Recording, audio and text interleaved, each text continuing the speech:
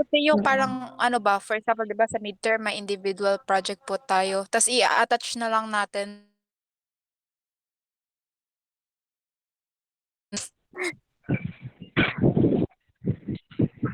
Ah, oo nga.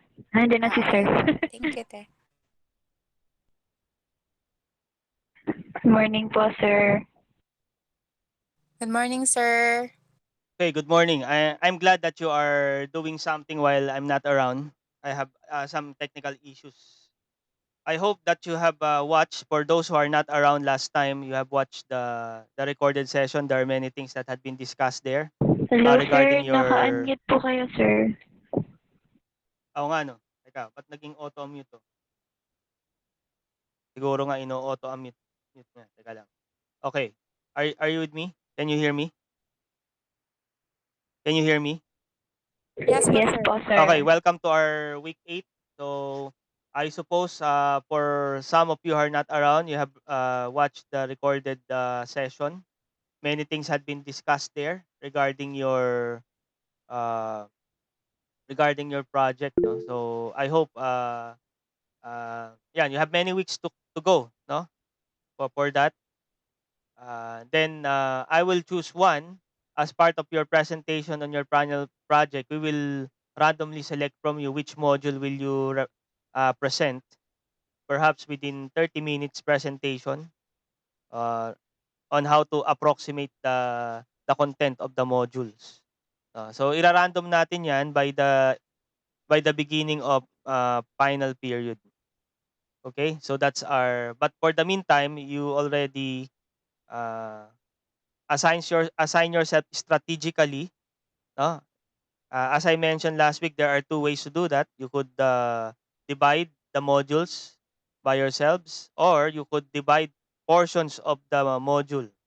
So in terms of the different parts, maybe some of you will take care all of the research, evaluation by research, or a research requirement. Some may consider the 5 or 3 minute write up, no, something like that.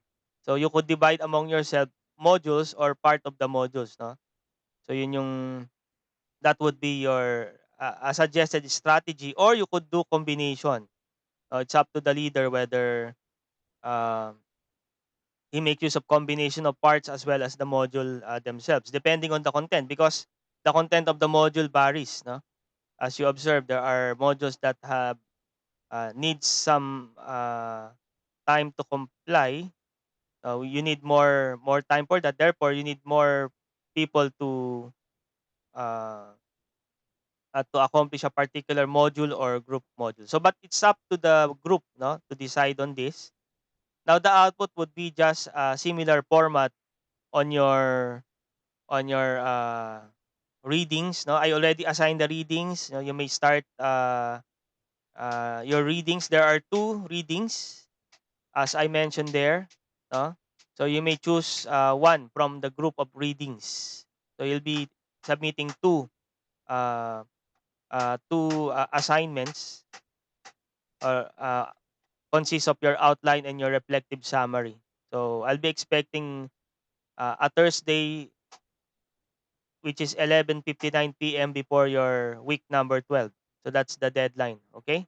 So you have ample time. So we're still now on week number 8. So you have a month, 4 weeks. Okay? So this time I won't accept late assignments. Okay? So yun yung ano natin doon. Sir. Yes, Eunice. Are you going to post in the Google Classroom po? Yeah, the reflective summary po, so that we just can attach po, or we just going to send it through your Okay, email the po, sir? instruction remains the same, to send it to my email. That's the instruction. I never changed that. Though one of you post it, so but it's not really the instruction. The instruction is for you to email to me. Then I will reply. Okay? So that's the...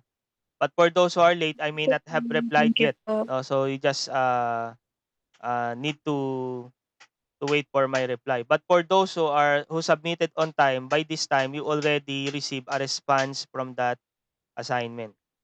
Okay? So all of you have the link, you have the access to MediaFire reviewer account, which I base some of my questions in your prelim exam. For those who have doesn't access, it means that you have not submitted on time or you have not submitted at all.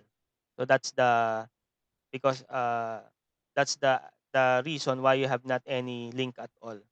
Okay? So for this, I will also reply with a link, another link, perhaps another review material that's somewhat related to the scope of our midterm exam. Okay? So the earlier that you will submit, the earlier that you will have an access uh, to those files that I will be sending. Okay? So that's the uh, I hope this time 100% would pass on time since it was given to you ahead of time, at least five weeks. I sent it last week, so you have 5 weeks to do that reflective summary. Okay. So if you have I heard you have other things to do in your courses. So since this is just a simple reading and outlining and summarizing, I would suggest that you start it now. You start it now so that you will not beat the deadline. Because as an educator, so it's not a good image to project that you are just beating a deadline as an educator. You must prepare ahead of time in every aspect of your uh, educative process. So, including these lectures, the assumption is that you have readings on chapter 7, 8, 9. So, we will have that, and I will, uh, I will see whether you have read these modules, and then draw out some implications as we applied on the learning process. Not only in the classroom, but this could be also applied in informal setup for all of us. Most of us have are conducting Sunday school classes. Perhaps we could always apply uh, some concepts. Although they may sound secular, but these concepts are indeed helpful in facilitating uh, learning-centered teaching, which is our topic. So we have seen these two branch of learning. Okay, the idea of there is these two schools of thought that's prevailing based on the readings that you have. That's what we call cognitism and behaviorism. So these are the two, I would say, the two of the prevailing schools of thought as far as learning is concerned. We have initiated the discussion of Pavlov's experiment, okay, and also Thorndike's theory on how we could enhance learning. So, in fact, that's part of what we call behaviorism, okay, and there we could learn in correlation to that.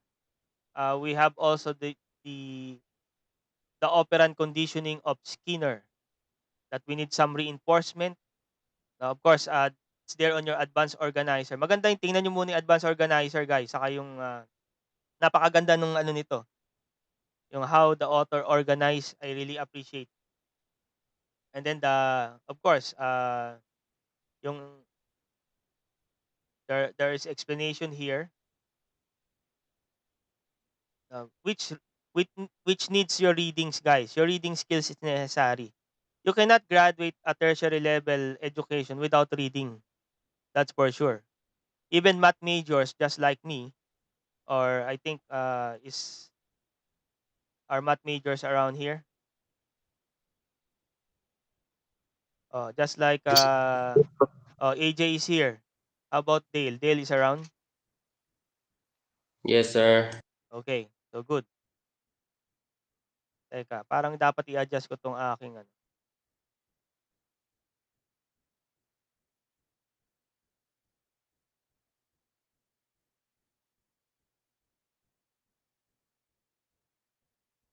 Okay, para makita ko kayong lahat dito. Yan, I changed it to 16. Oh, oh, Dale is around. I could see now Dale. Okay. So these are two prevailing systems. Also the cognitism, meaning focusing on the cognitive process. Doon na, later. My dog is with me. At the same time, there are many things happening now. There are some mini construction on my kitchen, so you could hear some noise. My dog is with me. I'm here at the ground floor, and I'm alone. My wife and my child went into vacation for 2 weeks. So since Tuesday, I'm lecturing alone here at home. So yeah, those are the situations. So I need to have double time. The My wife's whatever the task my wife is doing, I'm doing also. And also uh as I am doing other things aside from what my wife is left here. So yun. So I'm a little bit busy. Just to inform you guys, no. That been a busy week for me because yan, my wife is and my child is away for 2 weeks, and there are some mini construction here, and my dog will, will bark spontaneously from time to time. Oh, Luna, eat some food there. Oh. You want your bone? Ayan. So so guys, that's a situation. That situationer on my part. Now, we need to consider here these two, no? We could categorize these two learning theories into two of thought, particularly behaviorism and cognitism. So yan yung dalawang bahagi. These are the two learning theories. Or in fact, there are three. There are three. The one is the behavioral, and the one what we call socio-cognitive. We take note of this, guys. Maybe it's part of your review materials, but this also good that you have a head head start on this concept, no? So the approach for socio-cognitive theories are actually it's actually behavioral but has its cognitive component as well. So it's a combination more or less. So social cognitive and then cognitive theory. So these are the approaches in learning. Okay? Sige. So I suppose I'm glad all of you are here. Okay, we are 11. I think one is missing. Who's still not yet online? Guys, you're just 10. Sir, I think it's Gillian po. Gillian. Because po, ano Melissa. po kasi sir, Si Gillian ba? Melissa uh, is here also, Melissa. and Melissa also. Melissa. Gillian, I don't know if he's part of the EDU115 class. Okay But po he's sir. part of my Math 22, 122. We have class. Gillian is there, but I think yeah, Melissa is from Mindoro. Am I right? Or She's now in Taguig City. But ta- I think po she's been sick po sir for how many days already? How many okay. days already po eh? Yes, yes. We'll pray for Melissa. Be careful, guys, because there are the variants are here. No, variants from Brazil, variants from UK. No? So these are variants, and the variants of concern, though it's not yet around. So please, of course, we need to be careful. Though the Lord is sovereign in protecting us, but it's our responsibility to be careful in our interactions. No? Always follow the healthy protocols of our government. So I think, though there are some lapses perhaps because there are an increase, no? The report tells us that there are more than 3,000 cases. I think yesterday or last time, no? If I'm not mistaken, 3,000. So meaning tumataas na naman, no? Kasi nagre-relax tayo eh. Kaya ako whenever I'm going up, I'm still wearing mask. At most wearing my face shield. Since I'm traveling from time to time, so I need to follow this protocol. Well, okay? So those are the situationers that we have.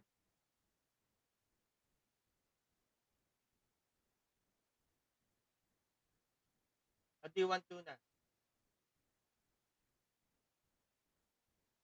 Madali guys, bigyan ko lang ng buto to kasi yan ang paborito niya eh. Yung inangat-ngat niyang buto. Okay, sir.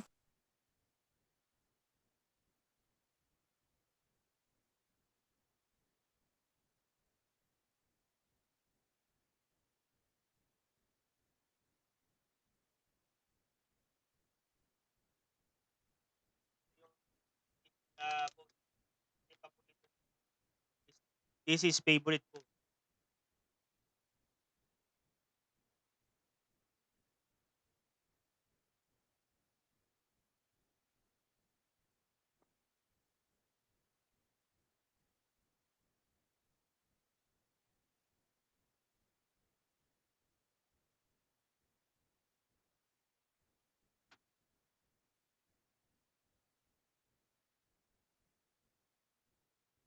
Normally, if that dog is starving, he could eat that bone within the whole day. Although may nakita niyo yung si Luna, no? Have you seen my dog? It's just a small puppy, but he barks loud enough. I really guys appreciate your discussing on the project. No, it's an apology also for not. I have issues no as far as the connection is concerned. This had been the case, but I'm trying to connect the soonest time. Okay,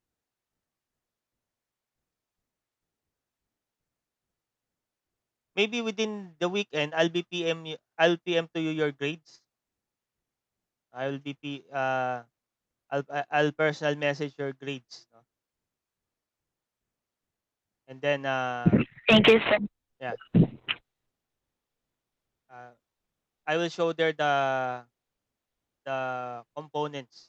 Though I will just tell you that 30%. I will not anymore state the kasi sa grade sheet yata ano eh, I need to express in terms 100%. Though in my case, prelim is just 30. So 30 lang. So if you could go as high as 30% and yeah, of course nobody will be perfect because unless you will have a perfect score in your exam. That's the time that you may have a perfect score on a particular period. Because if you have a perfect attendance, that's already 6%. If you have as a very satisfactory interaction uh, in terms of your coursework, at the same time you answered all of the questionnaires that previously we have. So all of those are counted for the 14%. So you will earn 14%. But for the exam, you need to be perfect for you to have a perfect score for a particular period. Okay? So I already gave an allowance. I announced last time that that is not 790, it's just 700 points. Okay? So 90 points is an allowance. So if you already heard that, if you were here last time or you watched the recorded session that we have, I announced that. So instead of if your score is 500 over 790, it will just be 500 over 700. So your expected score will be higher, definitely, because the denominator becomes lower. So yun, the percentage will go up. Okay. So for some of you have not knew that, I'm telling you that the score is just 700, not 790. Normally, in an examination, in a term examination like that, I tend to be flexible and add more questions than the requirement. So that's my one of my strategy, even in my math, the math majors. No? So rather than I will, rather than the option could be just to choose among these questions so that it will sum up to 100 or 700 points. So the students, if that the instruction, the students will have a tendency to answer just up to 700 points rather than completing everything. Okay? So yun.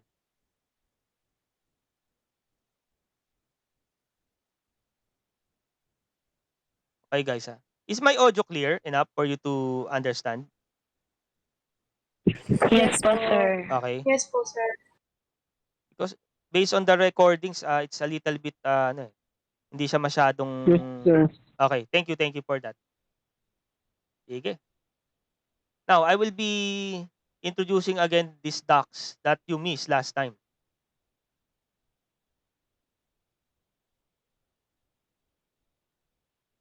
Okay, so these are the docs. Um, Now, the instruction is for us to have a race.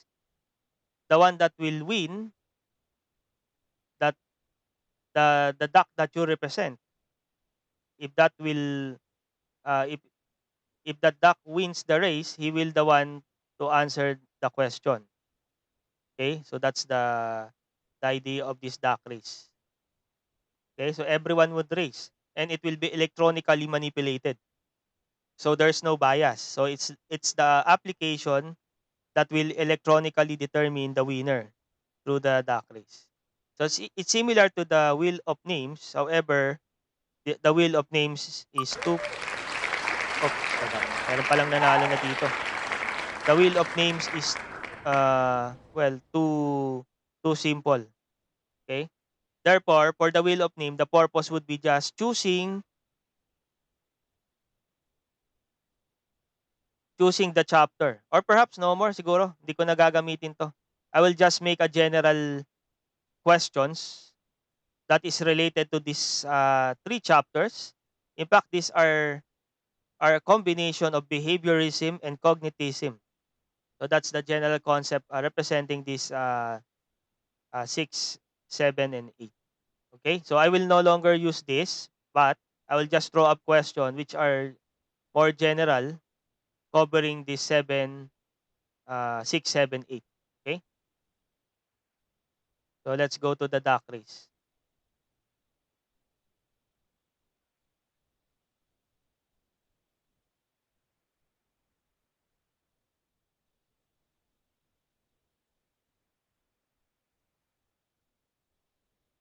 Okay, guys, are you ready for the race? Are you ready or not? Yes po, sir. Okay, ready. Okay, good. Sige. So I will just arrange Ready you. po. Yes, thank you. I'll just arrange you based on the duck race.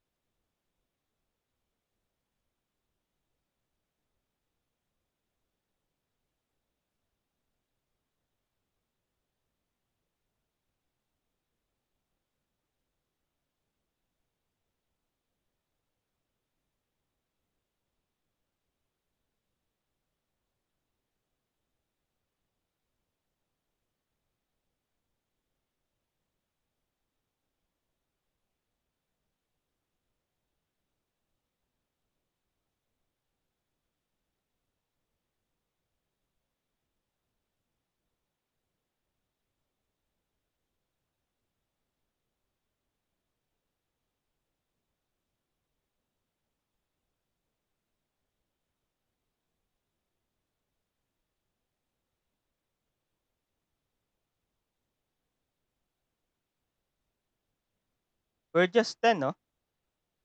You're just 10, no? So, Me- Melissa. Melissa is the one that's not around. Okay. Yes po. Okay. Sige. Ready na tayo. And then we'll have an open conversation on behaviorism, cognitism. So that's my task for today.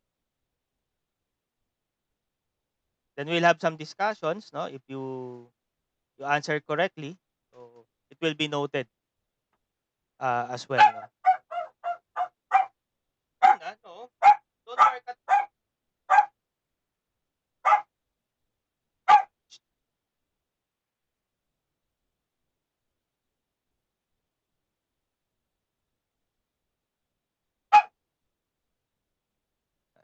All right. So my dog barks when at somebody who is not somewhat familiar with. Ayan. So malakas ba, guys? Dinig, no? Malakas yung bark ni Luna. Medyo po. Medyo, no? Okay. Pasensya na. Pag ganun, pasensya na. No? Medyo, Okay lang po. and at the same time, ano naman yan, pag wala, hindi na rin siya magbabark. Parang behaviorism din, no? Merong stimulus na nag-trigger sa kanya na magbark. No? Parang yung na-discuss natin last time. Okay, sige. Let's have the race.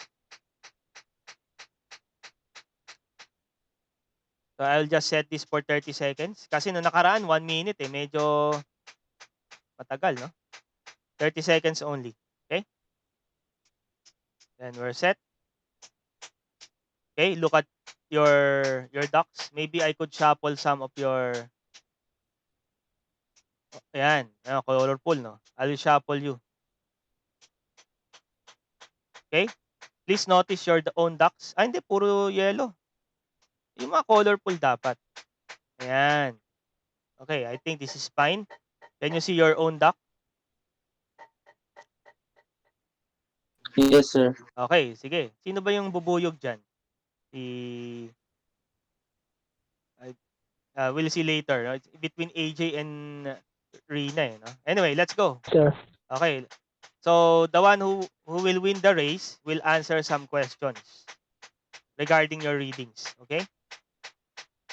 Sige, let's start.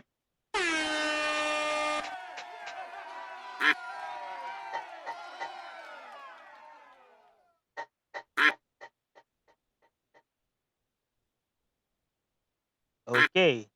Oh, Dale's violet duck is somewhat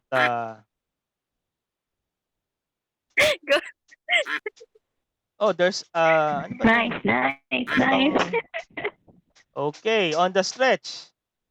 All right. It's Melanie's duck with ano ba to? Stockings ba to? Ano ba tong nasa ulo ni Melanie? Okay. Bonnet, sir. Bonnet pala. Yes. Pahamak Thank you. yung duck na yan, pahamak. Okay, Melanie will take the first question. Okay, I'm just preparing that. Okay, so Melanie. Okay, let's look at these theories. So based on the readings, what can you say something about behaviorism? Tell something about behaviorism. Behaviorism, sir. Hmm. Wait lang po. I was laughing because of the dog. Yes, you're not lucky. It's a Ang cute yung providential ducks. thing. It's really providential. Ba't ganun? Opo. Last time ba you answer also, no? Not really. No, sir. No, sir. Only the wheels. The wheels. But now it's the ducks. Spinning wheels. Okay. Yes Sige, po. you answer. Tell something So, about behaviorism or the behaviorist theory in general. Not necessarily specifying Palbob's or Thorndike's theory. okay, in general po. Behaviorism theory is actually used in our learning learning methods actually because we are believe that for students to learn we should first we should first look into the student's behavior. So in Okay. behaviorism, the learning here is using the methods reinforcement, Okay. and the reinforcement will motivate the students to learn and experience new things. Is we are using rewards. If the students Reward system. are Yes. able to achieve their goals and to follow up through the rules in the school, like they can do their best, they will receive the rewards. And the punishment, if the students is not able to obey the rules, or fail to what we call fail to achieve the goals, like, yeah, like that, sir. Mm-hmm. So I think this is used like in the AC schools. If I can connect to AC school, like they are using reinforcement Okay. to the learning, Yes. like they will get stars or point Yes. and minus point, like that. But also here, as I read earlier, reinforcement, they are positive and also negative Mm. reinforcement, right? Yes. Yes. Yes, the I forgot what's the theories, but I No, read that no, there are no need to positive mention and the theories. negative reinforcement. Where in positive, in the positive, we are adding something like promises. What will the students get if ever they can accomplish certain tasks? Where Okay. in negative reinforcements, they remove something there. It is not included in the punishment. Where in the punishment is like consequence that the students will get as the result of their behavioral response, like that, sir. Okay. So is it okay, sir? Okay. Well said. I think you deserve a clap. I think it's that. Ayan. And deserve a cheer. I have here my ano my B8 sound card. Ayan. Can you hear the cheer? Narinig niyo ba yung clap? Nice, Ay, sir. in, hindi niyo naririnig? Thank you. Is it, did you hear the Narinig clap? po, Narinig po, sir. Okay, narinig okay. po. I thought my B8 is not working eh. Rinig na rinig Quack, po. quack. Yung ganon. Okay, okay. Okay, thank you for that answer. Let's proceed with the next race. Now, of course, we could add to that motivation, extrinsic. Behaviorism is particular to the extrinsic motivations. That a while ago we mentioned incentives, rewards, and of course punishments if necessary. And uh, this behaviorism is actually influenced through what we call the stimulus response reinforcement. Now, under what we call the Thorndike's theory that we have discussed last time. And this behavioral instruction hinges the use of observable, measurable, and controllable activity. So within a controlled condition, a controlled environment, just like a classroom, it's supposedly a controlled environment where most of the time we intend to tell the students the objectives that they would like to achieve. Halimbawa, if we will teach math in a grade 1 pupil, our objective for today is to add to one digit number, something like that. Then you will have some examples, no? Then the teacher will also have some pictures to represent, or perhaps an actual object. So that could be an example of an application of behaviorism in a classroom setup. Okay, these objectives are met when learners respond in a certain way that is intended to and consistent to the objectives of a particular lesson.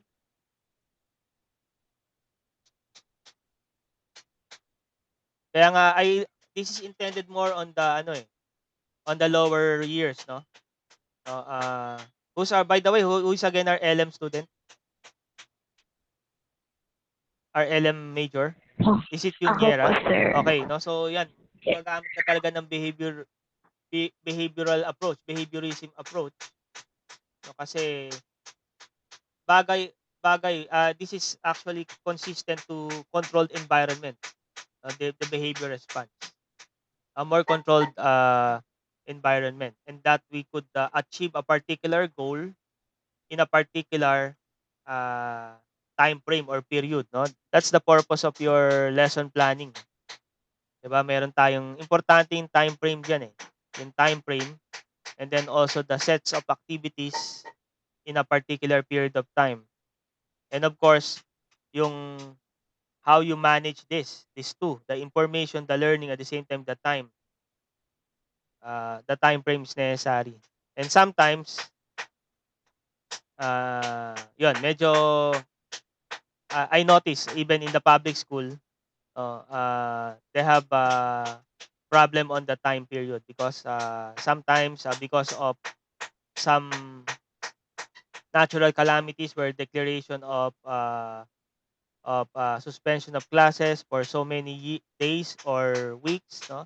So we need to adjust. We have to have special classes, and perhaps the curriculum should be designed to have just at least 80%.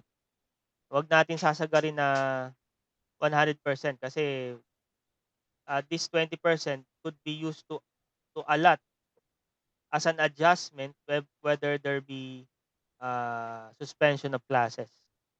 So, but in the micro level, I'm talking here of a macro level in the educative process, but also in the micro level as facilitators of learner, we should be aware of this time frame as well, the time frame that we have for learning. But of course, this this should not be it should not compromise the substance of the learning. There must be a balance, no? Because normally in a college, we don't really maximize 100% of the course outline. And on an optimum sense, in a tertiary level classroom, it's only good for, say, I would say 70 to 80% of the course outline are covered. And the remaining 20 to 30% should be covered by students' readings, by student uh, simulation themselves, by students' application by themselves. So that's a normal thing in tertiary level education. But for the macro level, we could approach utilizing this behavioral method or behaviorism, which has a good point. No? Perhaps teachers ensure learners attain defined objectives. No? Yun lang. Kaya nga I appreciate more of the LM and some of our secondary uh, graduates, no? Or if now they're teachers, because they are really meticulous in specifying on their learning guides as well as their class yung kanilang mga details ng classes nila, no, lesson planning, no, these objectives, no, observable and behavioral outcomes as well. But for the tertiary level, though I'm aware of that, it may not be explicitly express these things. But though they may be implicitly, meaning as we pass by with a particular lecture or a learning, we're gaining something from that in an implicit sense. No? So merong explicit saka implicit na learning. Some of which are learned only on the time of the lecturing rather than, or sometimes the learning starts on the reading themselves prior to the engagement in a classroom. So, so yun. Of course, behaviorism could still be applied even in the tertiary level, but this is more emphasized on the basic education.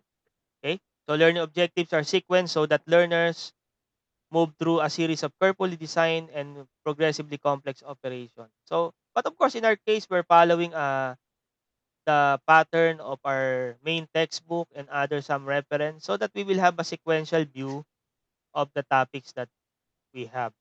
That's why the chapter organizer in every modules that you read is really important key in your understanding of the entire module.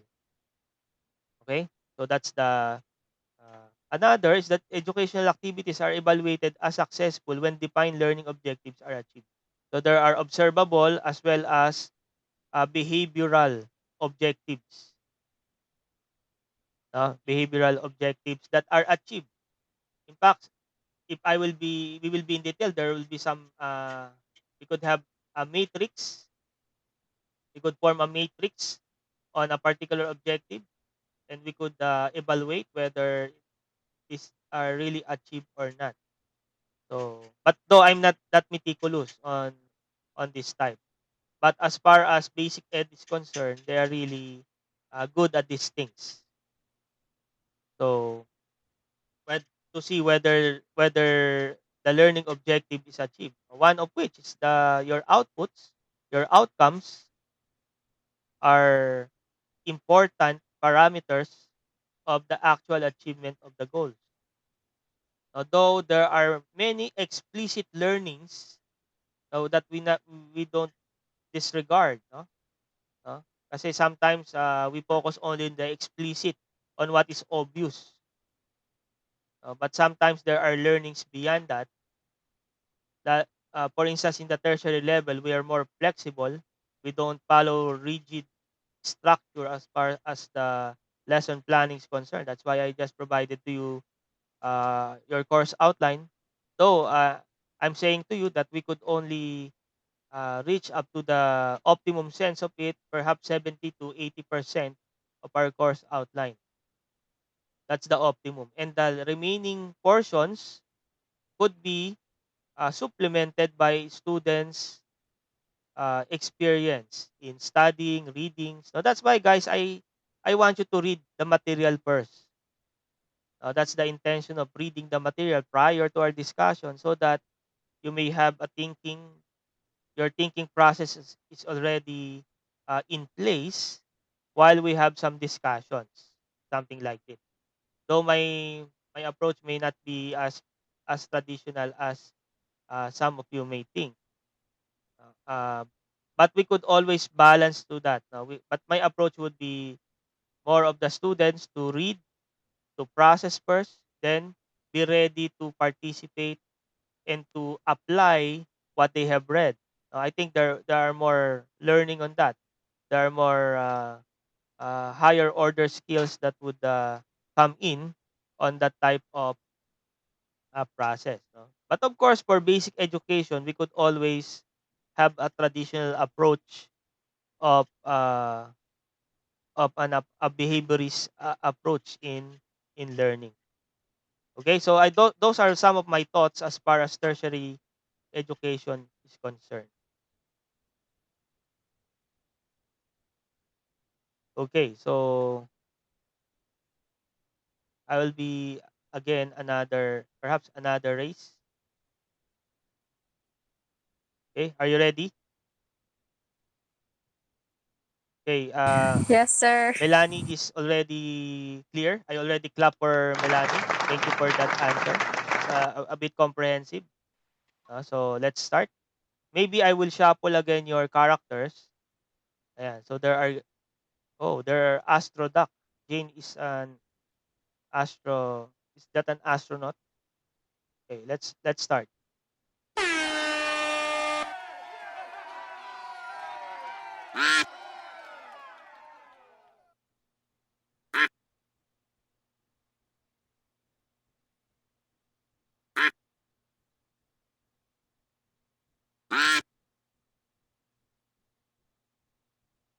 Okay, I think Jane is moving.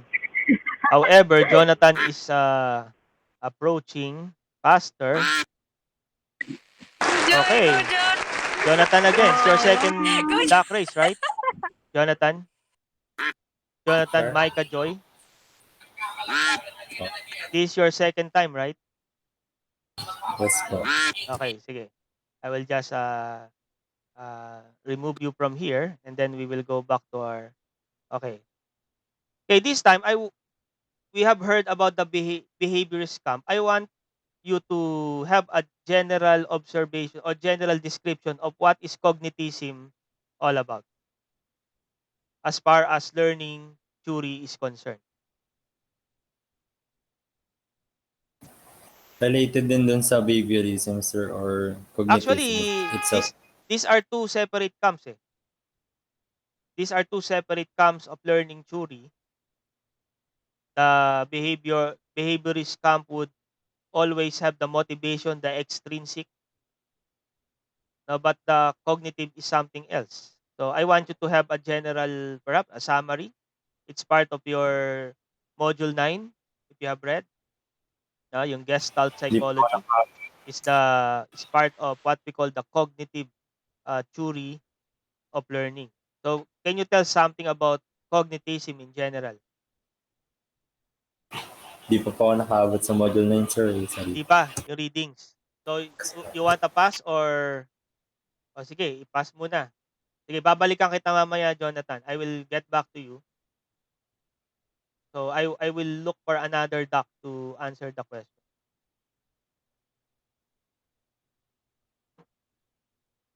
So you want to try or pass muna, Jonathan? Pass pa muna, sir. Pass. Okay, noted. Anyway, you have the previous doc race. So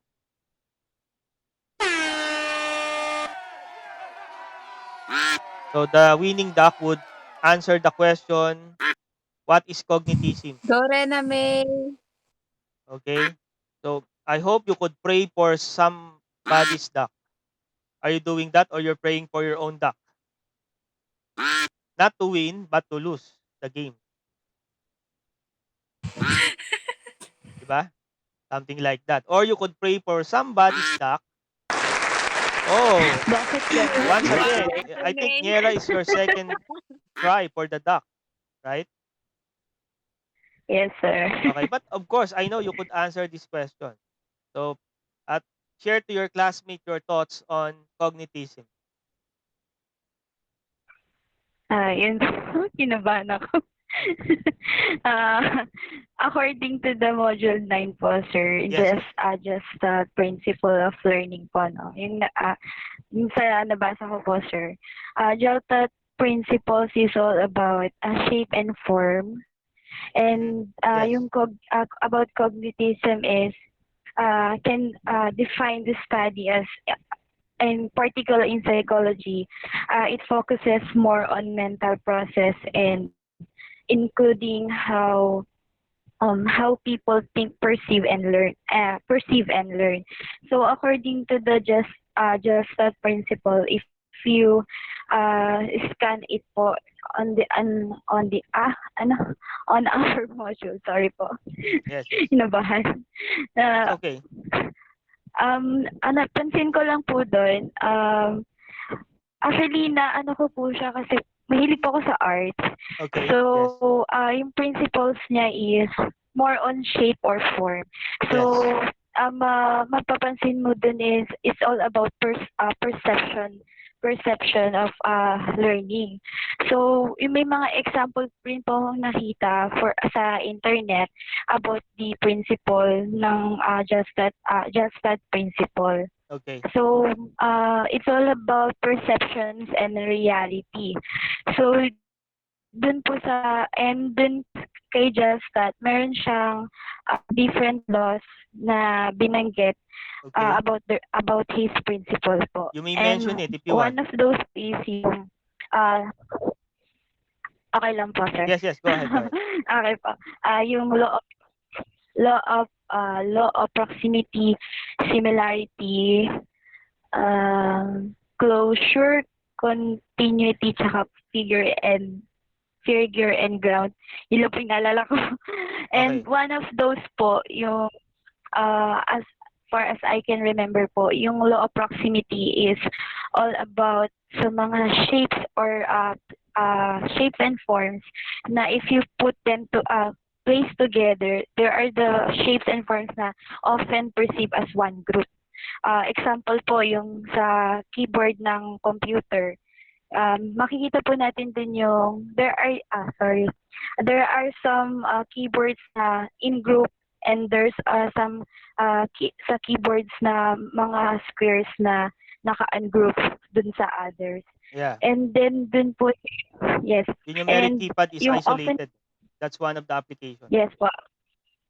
Go ahead. And then dun po sa law of similarity naman po, I think it's in more, parang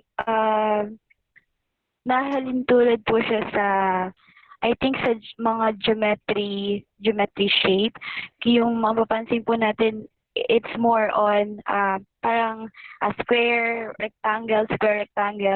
Nakalimutan ko po yung term. Pero Yeah. nakita ko po yun sa sa one of the example po. Nakita ko siya. Yes. And then yung favorite ko po yung yung law of figure and ground. Kasi meron po siyang like sa arts, yung negative and positive space. Yung one of the example po dun is yung positive space na nakikita natin. It's depend po sa tao kung ang una niya nakikita is yung nasa negative space or the positive space. Pero both yung perceive po ng object is figure and ground shapes po na naka-group together. Yun po yung naintindihan ko po sa Module 9. Okay. Thank you so much. I think you deserve a clap, Niera. And a cheer as well.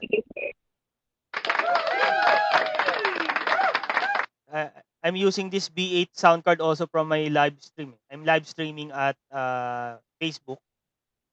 Also, from time to time, YouTube. But not that much in YouTube. So, this is their, they're using this B8. Actually, there are more sounds here. Yun lang, hindi masyadong, ayokong gamitin.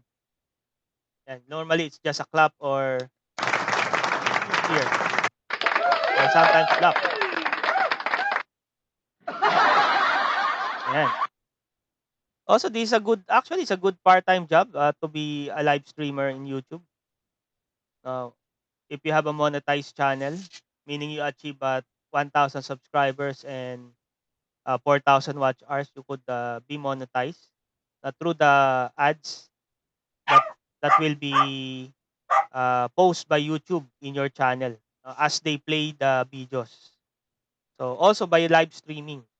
Now, most of the YouTubers are earning some money through live streaming themselves. Not the video in itself, but the live streaming. I'm thinking of having a Bible study live stream because I have seen very few are doing that. Perhaps we could also reach out some of our YouTube community because mind you guys, most of the content are non-Christians. Do you observe the content? Most of the viral videos, perhaps when I say viral, perhaps 1 million views up. The content are non-Christian. So I have this encouragement from the Lord that somehow as Christian educators we could extend our evangelism and of course for the edification of the believers also in the YouTube platform because marami na kasi sa sa Facebook. There are many in Facebook, but in YouTube I have few. I have seen few. Okay? So those are that's why if you have time visit the church YouTube channel, CBC Ministries online page. We're now reaching 1.5 1.7 1.7 subscribers. I'm not really looking at subscribers, but I'm looking at souls. These are 1.7k souls that may be reached by the gospel. As soon as I live stream, as soon as I premiere my video, perhaps maybe just 1% of the subscriber base would open it. So I think that's a great number already for those that unbelieving community to be exposed to the gospel. So that's our task. Okay? So that's why I'm using this B8 connector. Okay? I hope if you have if you have talent and skills, no, millennials are more talented, more creative, the way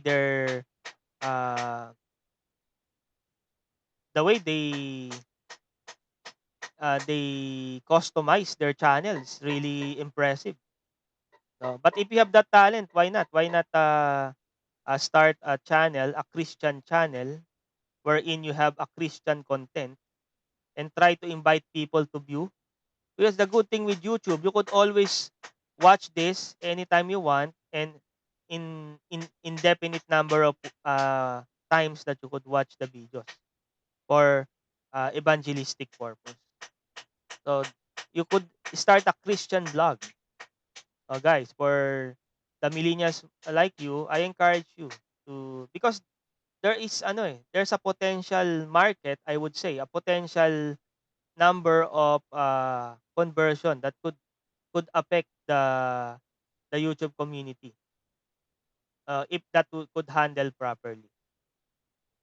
But at least, no, for the purpose of the gospel is for us to uh, put some salt and light also to this platform, not only in YouTube or in Facebook, I would say. Okay, so I hope some of you may catch up the idea of creating a blog, perhaps just a 30-second blog, a Christian blog. Then somebody would visit your channel, or perhaps you could promote your channel through Facebook. No? Or if you are a musically inclined, you may post your performances, Christian pieces. No? So these are suggestions that we could have, because YouTube is a potential quote unquote market for evangelism, I would say. It's happening now in Facebook. No? It will YouTube also would catch up. So that's why. That's why I have this P8 sound card. Okay? So thank you, Niera and Melanie, for your respective answers. Okay, let's have another race. By the way, I would say that cognitive would be more on the processes, no? The perceptual process. If behaviorism would be for external motivation, focuses on external motivation, I would say cognitism focuses more on the perception, the process of perception on a particular uh, topic. Or that's why Gestalt, according to Niera in her reading, it's more related to geometry, the appreciation of figures, the appreciation of patterns, the appreciation of some connections on the shapes. uh. And this is also a good combination of behaviorism and cognitism would be optimum on the learning of the student. A combination of which. Kasi based on patterns, we could learn something. Like yung proximity na to. So sabi dito sa inyong module, elements that are closer together will perceive as a coherent object. Meaning coherent, meaning similar, same. On the left, that appears on the three columns, yung contrast ng isang 4 by 3 object to a 3 by 4 object. So the tree appears to be three horizontal rows. When the objects we are perceiving are near to each other, we perceive them as belonging together. Okay? So the more closer, the more proximate.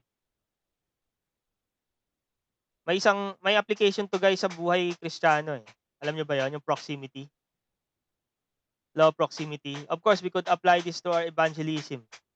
Now, how we approach people, how we connect with them with proximity. Sooner or later, these people, though non-believers at first, may be intrigued, will be triggered to know what is the faith of this fellow. That is a good friend, no? A close friend. So that's law of proximity. That could be applied also to evangelism. So, of course, we should be nice to people as we approach. No? Nice meaning in general. No? But of course, if there are wrongdoings, uh, we should properly address that. But in general, we could approach people nicely and properly. So I consider the proximity theory or law applied even in evangelism, even in your love life, guys. The one that's more proximate, both physically and electronically, would be the one that would have more impact. Do you believe on that, guys? Man. Oo, yung ina-apply din yan not only in evangelism, but also in your decisions in life. I'm serious, particularly on your decision in life. The one that's more proximate to you, though there are some bad guys that could be nearer to you, so we could always reject that. But considering equally equally this fellow, no? So in terms of their spiritual condition and other faculties, perhaps uh, your physical attractions, something like that. So physical attractions are natural for man, no? So it's good for a man to be attracted to a woman, tama ba?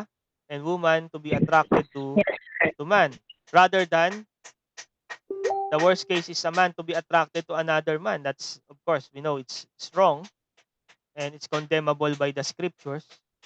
So you may use of this proximity rule, though, by the way, guys, though it may not be applied to me at all because I'm too far from my wife, because my wife is from Lopez, Quezon, I'm from Manila. But I need to be proximate to her by riding a 7-hour bus every weekend just to visit her family. Not her first, but her family and her pastor. To greet her pastor, no, and to also to fellowship with her mom and dad, as well as her brothers and sisters, the siblings. And then eventually, because of this proximity that I have with my wife, then it's just we call her sister Susie. We became and me, brother Ed. Sooner or later, we become husband and wife. Then apply the law of proximity. Okay?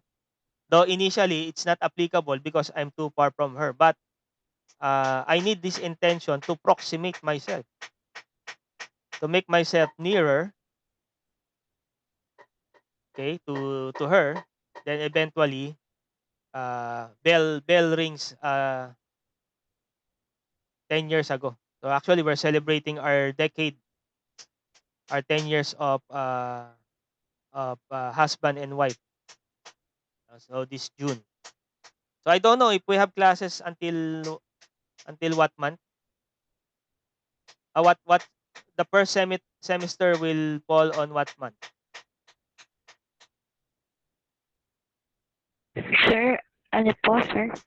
What anong buwan what month will the first semester fall?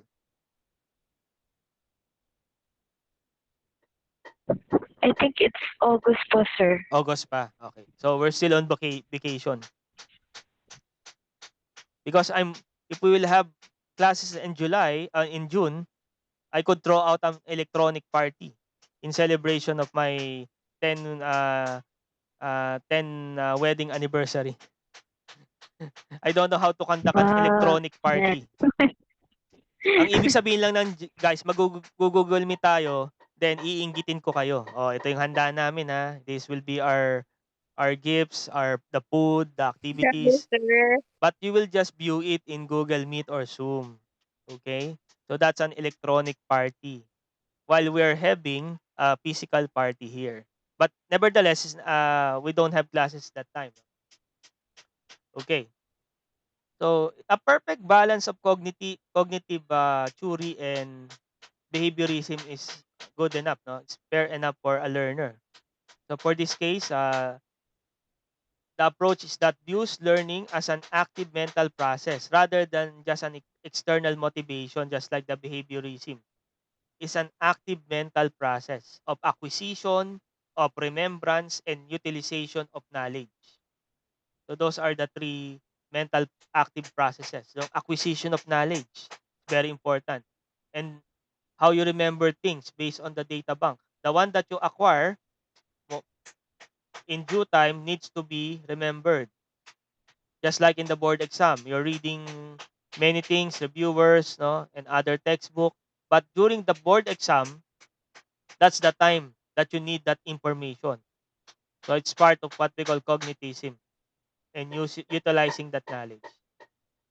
Okay, cognitives are concerned with the study of individual perception. So the term perception is mentioned a while ago.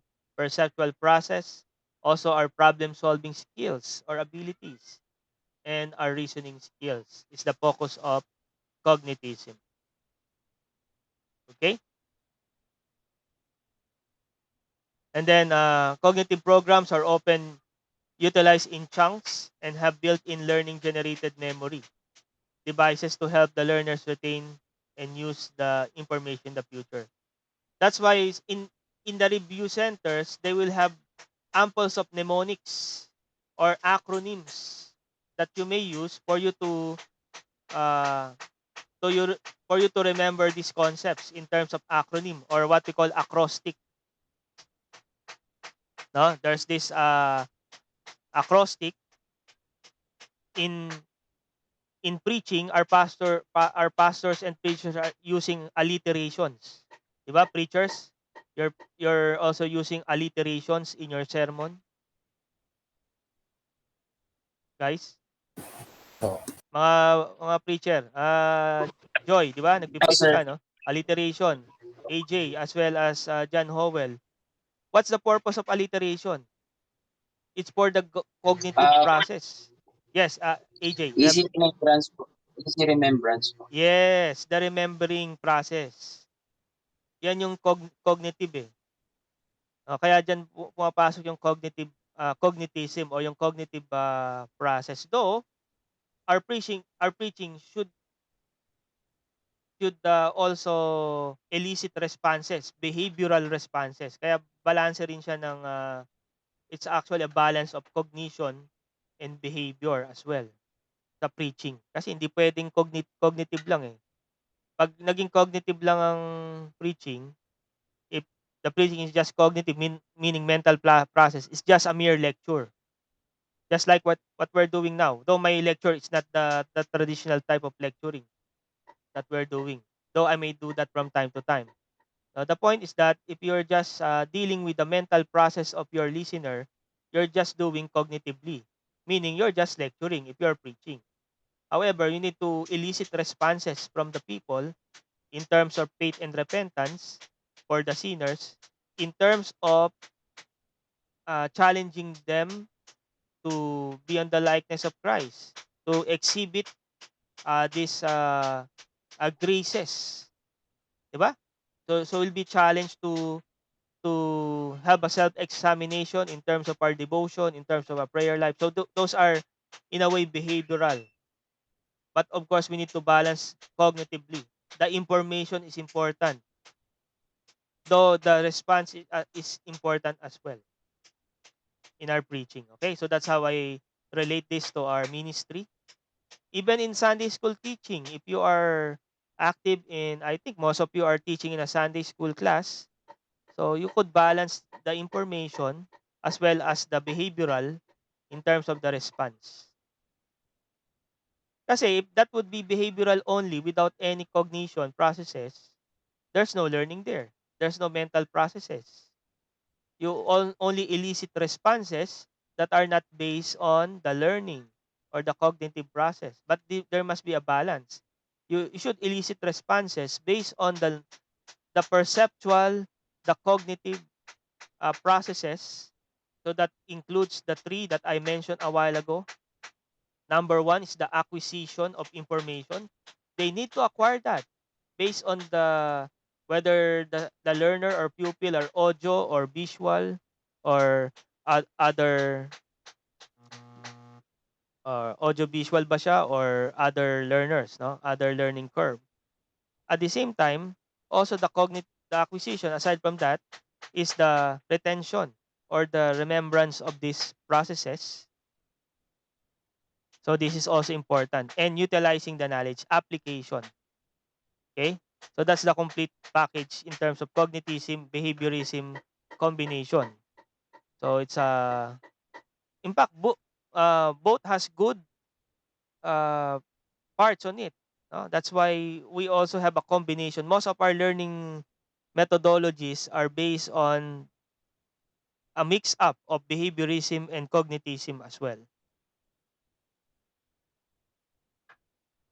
Okay. Another point is that of course problem solving skill is cognitism, no? That's why we need to make some mnemonics, memory aids, no? Something like that. But for behaviorism, it's more on reward system, the reward motivation uh, that we elicit from them. Okay, cognitive models give learners control by introducing conceptual framework and relying both on the experimental and discovery learning. So cognitism also gives way to what we call discovery learning.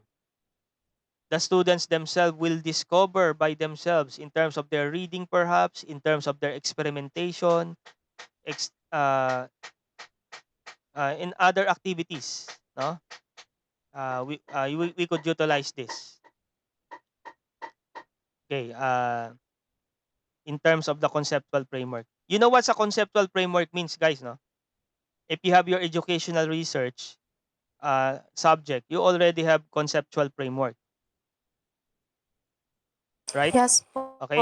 So same thing din yan, no? Same category in terms of the research as well as its application to educative process. Okay, what else?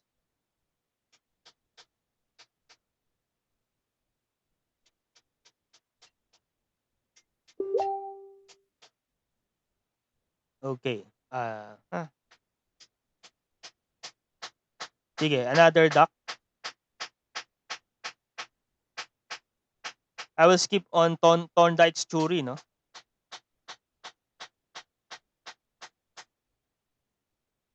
Maybe I could pass by Thorndike's theory.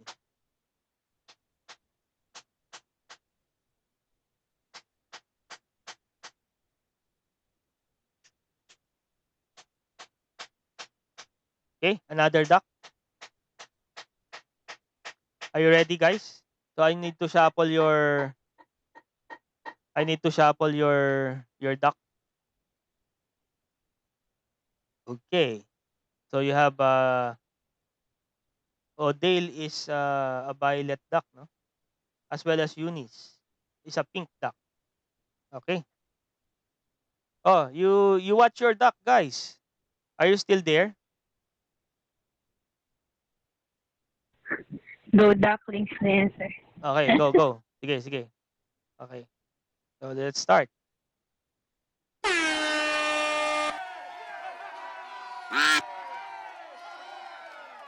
Okay. Oh, Wala. so Go to Clay. Clay's duck is far. However, there's still 10 seconds, so we may not know what will happen if there's somebody that will override There's a Clay. plot twist I again. think Oh no, there oh no. is. Oh Hindi. no! Oh, TJ. it's Jane's duck that has a red wavy hair and also a mermaid. Summer It's a here. mermaid that has a red wavy hair. Ariel duck. Oh nga, that's weird. A duck that has some mermaid, no? Anyway, okay. So Jane is here. Yes, sir. Okay, I will. Okay, sige, I would like to refer to Thorndike's theory, no? Can Opo, you can you please Okay, I want you to perhaps explain to us what's law of readiness all about? law of Readiness. Readiness. Yes, Readiness. yes. That's under the Thorndike's theory of learning. Sunday. Sunday. Yeah, Wait. Let me let me brainstorming. yeah. It's still on module 7, this Thorndike's theory. Sunday. More than 7. Sunday. Sunday. Readiness. Okay. So, law of readiness is this stage that uh this stage that sir, can you hear me? Yes, I could hear you. Wait, I will turn up the fan. It's very noisy. Okay. So this states that the more readiness the learner has to respond to the stimulus, the stronger will be the bond between them. So when a person is um, like ready to respond to a stimulus and is not made to respond, it becomes annoying to the person. So for example, if the teacher say, "Okay, we will now watch the movie that you've been waiting for," and suddenly the power goes off, the student will feel first frustrated because they cannot they were ready to watch the movie but now they cannot watch. So if the person is not all ready to respond and he asks to respond, that also become annoying. Um, if, for example, like the teacher called a student to stand up and recite, and then the teacher asks the question, and the student they will respond right away when he's still not ready. This will be very annoying to the student. That is why teachers should remember to say the question first and wait for a few seconds before calling on anyone to answer. So it's like we need to be ready before we respond to a stimulus or to a question. Like you when you asked me a while ago to give to respond on law of readiness, I need to recall my information and I need to prepare to be ready with what I already read in what module. I need to remember. I need to recall the information before I can answer you. So this is what I understand about law of readiness, sir. Okay, so thank you for that. But in summary, what are the two situations where the students will be annoying to the learners? What are these two To situations? information situation um, situation is the student already ready to respond Mm, to a stimulus and suddenly it is prevented. okay, yes. The other one, Okay, and the other one that the person is not ready and they need to respond immediately when they are not ready yet. okay. And when the students are forced, so it will be annoying. So if they're not ready and Yes, they're forced to learn. Okay, yes. so thank you, Jane, for that answer. Okay, I think you also deserve a clap and a cheer, as well as another cheer here. Okay, yeah. So that's according to law of readiness, no? So the one that would have a satisfaction would be when he's ready to perform and be able to do this, no? So ready to perform and be able to do this. So that's the satisfying for the learner. But when you're ready and you're not able to do this, that also becomes annoying to the students. And another case that Jane mentioned is that if they're not ready to perform, and being forced to perform. So that is also annoying. Okay? So that's part of the law of readiness. Okay, let's proceed now. Of course, we need to have these three laws of Thorndike: law of effect, law of exercise, and law of readiness. And then our module actually emphasizes this principle derived from Thorndike's connectionism, which is part of a larger behaviorism theory. Learning requires both practice and rewards. That's what we call the law of exercise and effect.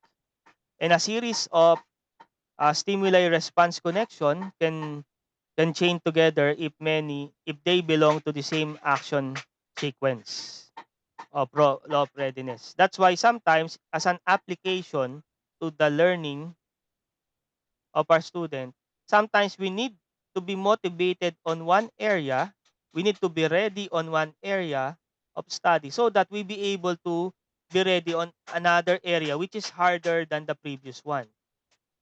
Sometimes we need to have a preparation, or sometimes the teacher need to have a simple recall or a review. So that's the purpose of which, because we need first to make sure that our pupils or learners are motivated to learn on a particular area or subject matter before before they learn on another subject matter which is connected to that particular subject matter. So sometimes we need to have some review or simple recall. So those are called reinforcements in our learning as well, using this Thorndike's theory. Okay? Okay, let me look at some of these. Okay, maybe I would look into some of Module 8, which is Neo-Behaviorism. It's more of the by Tolman and Bandura.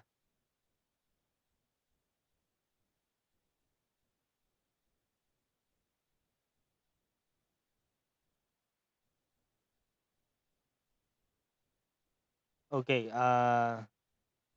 naglit lang ah.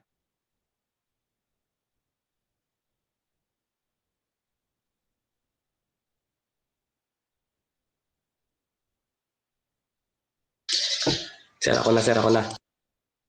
Ah, sino? Teka, sino yun? Nag-volunteer na po si Dale. Si Dale? Ah, hindi, sige, saglit lang. Wait lang. Ano yan? Para pantay-pantay Yung tayo. bibili yung Teacher, Come again? Huwag kang atat, Dale. May karera. May karera. Oo nga. Sige lang. I'm just teacher muna ikaw switching on my... By the way, guys, there are other, no? Aside from the two, which I think we will be covering in uh, in succeeding modules, there are other, no? Aside from behaviorism and cognitism, there are two more schools of thought as far as the theory of learning is concerned. It's called Constructivism and Humanism. Okay, so the Yes po. Yes. Constructivism and Constructivism is actually spearheaded by Piaget and Papert. And while the other one is called Humanism, we know that, no, Rogers, Maslow's, uh, and others, and Bella. Okay, so there are maganda to, guys, no, when you have the link already, it's there on the material, the differences on the learning theories. Yung summary ng kanilang it's a good summary, no, on the material under you just click the link on the lectures of the link, the media link, the let reviewer that I have provided to some of you. Yan, maganda yung ano niya, yung kanyang mga approaches dito. Okay, so let's siguro yung ano muna, kay Skinner muna ako siguro. Okay, Skinner. Handa ka rin ba, Dale, kay Skinner? Hindi masyado, sir. Di masyado. Sige, yun muna isusunod ko. Sige. Kaya ito, BB na lang muna tayo. Okay? Oh, pare-parehong kulay ah. Yan, these are exotic ducks. Okay? Start. AJ is the strawberry duck. Dale, you are, ano mo, red duck to na may spots eh. And Rena is the bear duck. I'm the queen duck, sir. Queen duck. Eunice is the queen duck. Correct. Yes. However, Clay is running fast. Wow, Ate Clay. Clay, Ikaw yung duck. it's your turn now. Okay. Here's my question. Okay, can you tell something about the operant conditioning under Skinner's theory? The operant conditioning. Tell something just briefly about operant conditioning.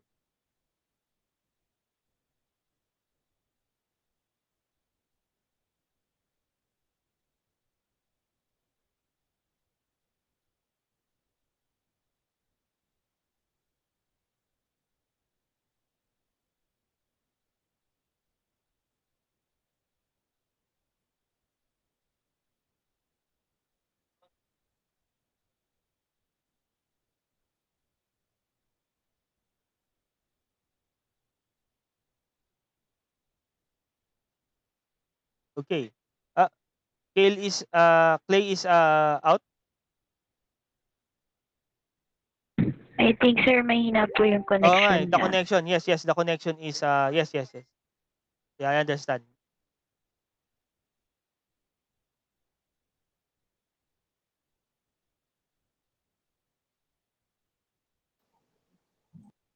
Sir, sorry. Okay, it's okay. It suddenly was. Oh, yes, I sent it to the group chat po. The connection was. Yeah, it's okay. Sige po, sir. Can you describe What was what's the question po? operant conditioning? Ano po, sir? What Opera. operant conditioning? Tell something about operant conditioning. The operant. Sorry, conditioning is was done by Skinner, di ba po? Yes. Yes. Then for him, he believed that it's based upon the notion that learning is a result of change in our behaviors. So here, changes in the behavior, the changes in the behaviors are the result of an individual response to the events. One is the event is stimulus, no, that occurs in the environment. So this operant condition is different from classic condition. Okay. Yeah. Here, he believes that the response here is produce a consequence. There's a consequence, but there are two kinds of reinforcement, or which Okay. is the positive and negative reinforcer. So, in his theory, how do I say? When you say negative reinforcer, it doesn't mean that it's not good. No. Yes. The first one is like positive.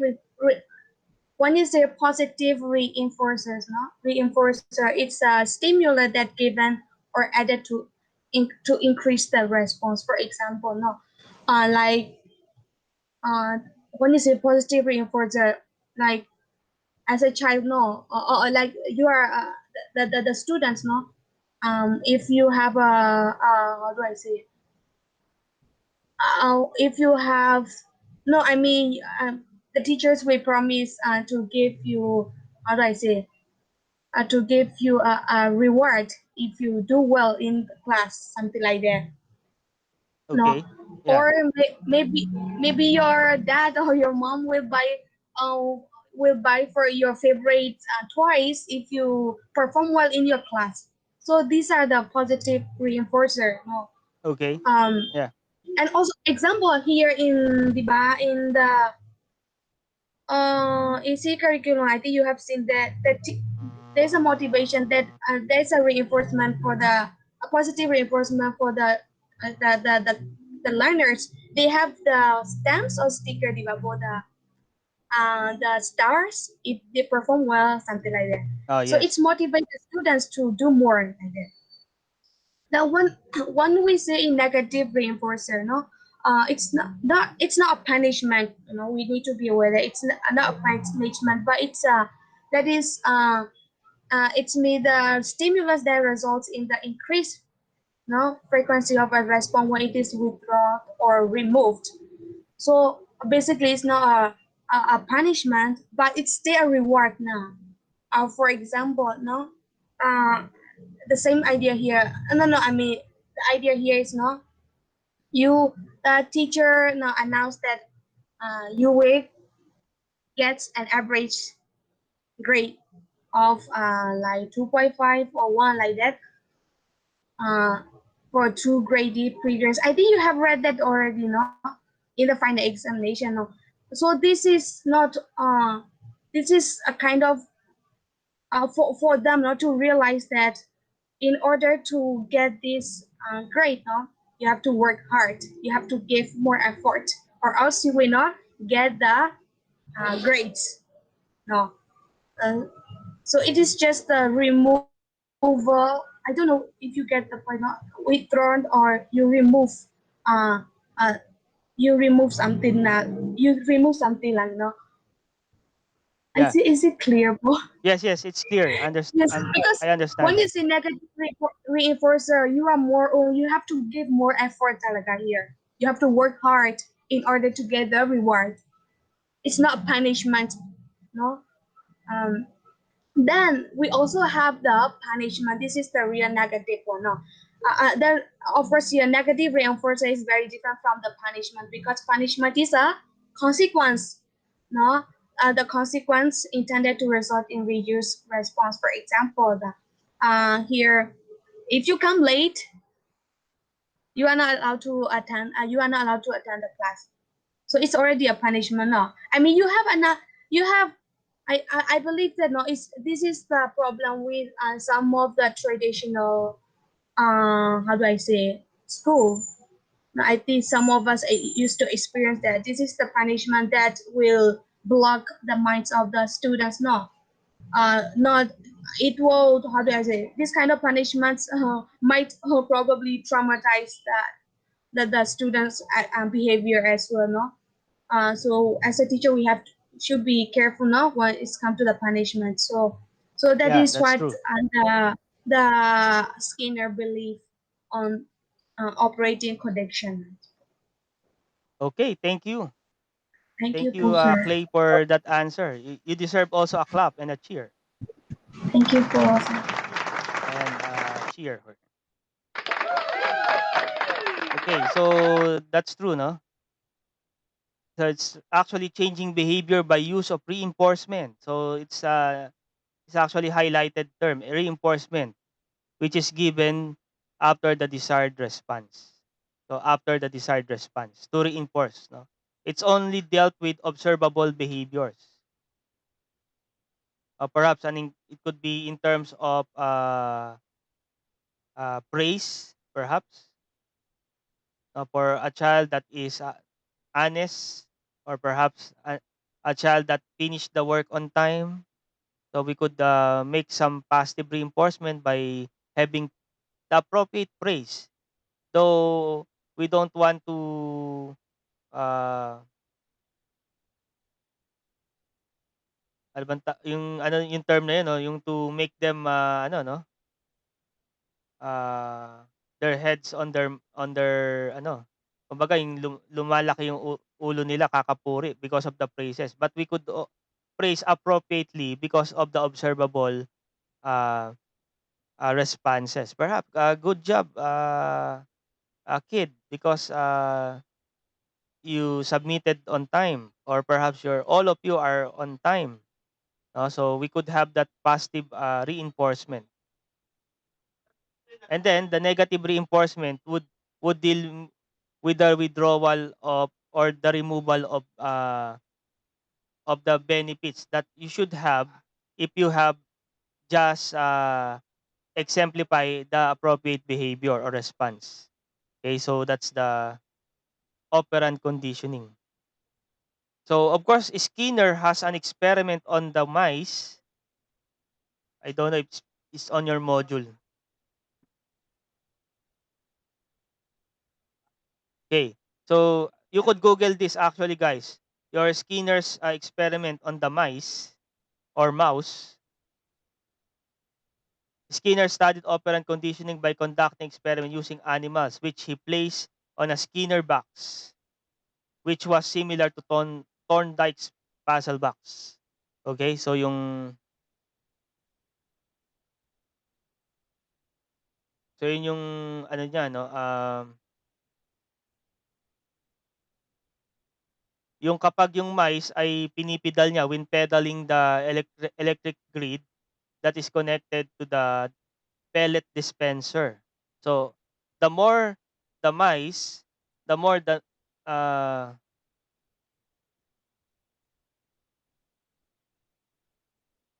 actually baliktad yata yung nasa iyo, but I think I'm thinking of another experiment that the mice will pedal the electric grid, then the pellet would pop up.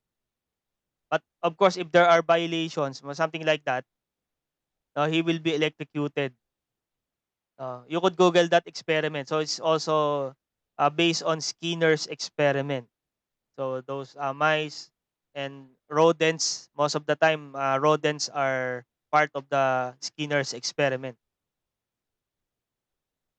It's also part of your reviewer. If you could download Lecture 7, Learning Theories number 2 under Behaviorism of the Media Fire link that I have given to you. So it's there. You could view the operant conditioning. No? Of course, there are some terms that we need to understand here. First, the neutral operants. It responses from the environment that's neither increase or decrease the probability of behavior being repeated. So there are responses like that. And then reinforcers, responses from the environment that increase the probability of a behavior being repeated. Reinforcers can be either positive or negative. So you'd like to increase the in repetitive sense. So what are the things that needs to be repeated in the behavior of the students? Of course, many things. Those being on time, or their discipline on as they walk the hallway, not throwing trash from anywhere but only to designated places. No, so these are could be taught on our pupils. No, and this we could desire this repeatedly. No, yung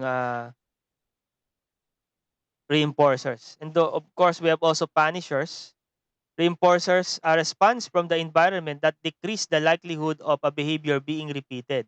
So in terms of punishment, no, it weakens the behavior. Now the punishment will be in terms of deprivation of a particular reward. At most, that's really a punishment. No, yung punishment on a negative sense of it. The use of pleasant or unpleasant consequences to control the occurrence of a behavior. That's part of the operant conditioning.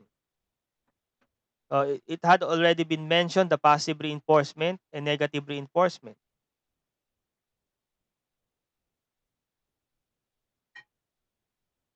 Also, we call it type 1 punishment.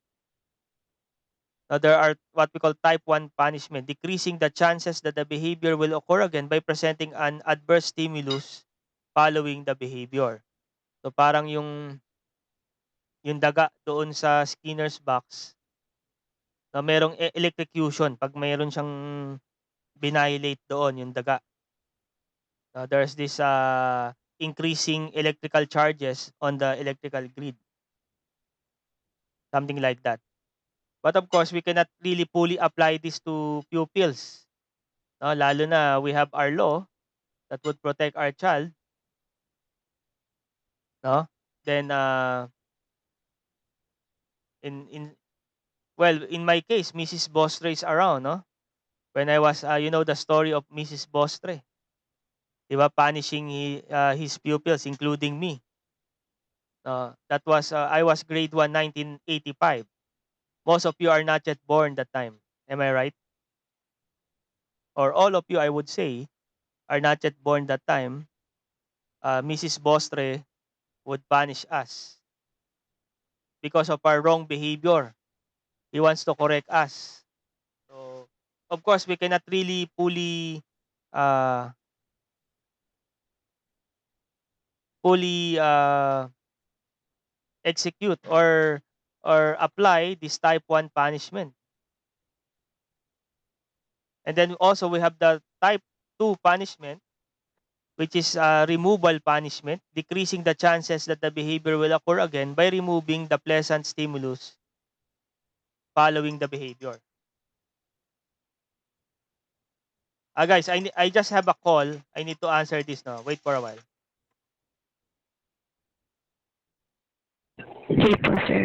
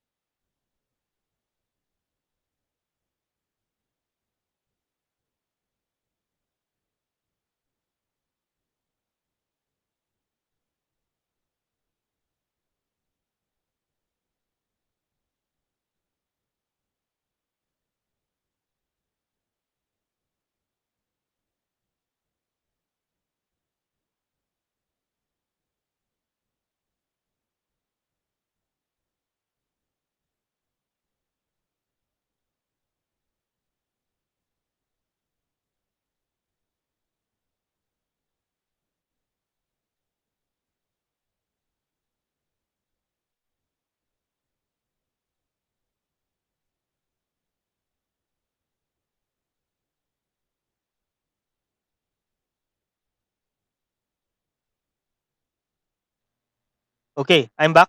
Am I back?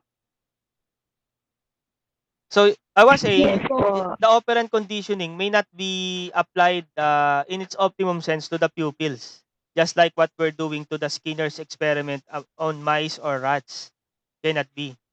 No? So though we have seen on the history, guys, in the world wars in the history that this method had been applied even in most of the communist bloc countries like Germany, Russia, and other. They're using this operant conditioning even in their pupils. Uh, there are harsh punishment when they elicit a wrong response or behavior to a particular task. So until they become used to it, the students uh, will be forced to follow. So just like the history telling us the communist bloc, even Germany, during the Second World War as well. So this had been used, this operant conditioning. Uh, Actually, the term brainwashing could be also in parallel to this. Because you elicit behavior, response, and you introduce a particular body of knowledge to this pupil at their early stage. Now, in fact, most of these are practicing indoctrination at an early stage of their life. Most of the extremist groups that we have seen from the past, no, including the one that bombs 9/11. Remember the 9/11 bombing? Uh, these are they have prepared for this in many years. It's not just a preparation for few months. So they're using this. The militant group are using the operant conditioning more on there on that particular setup. But for the classroom setup, we may not fully utilize this. Perhaps into a moderate sense. Kasi, but during my LM years, you know guys, Mrs. Boston, right? I told you already about the story of Mrs. Bostre when I was grade 1, right? Yes po. Okay. So, Mrs. Bostre is an example of operant conditioning because he punished us whenever he would like to uh, to decrease the chances of behavior. Of course, wrong behavior. Siyempre, makulit eh. Will occur by presenting an adverse stimulus following the behavior. Kunyari, I caught talking to become talkative. You know what? The first comment of Mrs. Bostre on my class card is, I'm talking even not called to recite. I still remember that comment until now. That comment. Because from time to time, he caught me talking to my classmates. Although when I grow up, I developed to become an introvert. Because Mrs. Bostre is effective in punishing my talkativeness. Now, of course, that's not a good behavior, but it could be also positive one because sometimes people learn when they're talking, when they are expressing themselves. Just like our activity today, you need to talk, and on the manner of your talking, there are learning processes that is happening. Okay, so I think Mrs. Bostre is effective on applying a type 1 punishment on me because I grew up that has a tamed behavior, not that talkative anymore because he will punish us with 1.5 meter bamboo stick, you know, and also a sharpshooter on the eraser or whatever things that he may hold. He could pin down to our faces. Even the eraser that is full of chalk, dashes, ashes. You see, guys, that's a classical example of operant conditioning. And when I grow up, a little on my early age or high school, I became timid and in a way introvert. I would say it's only my exposure to the gospel by God's grace that I turned that negative experience into a positive one. Uh, Before I'm a timid boy, now I could talk the whole day. I could talk the whole day, interact, communicate. Uh, Anyway, that's the teacher's job is to talk and to communicate. Though that's why the operant is not cannot be fully optimized as a solution to the behavior of a particular pupil or student. Luna, stop that. Luna.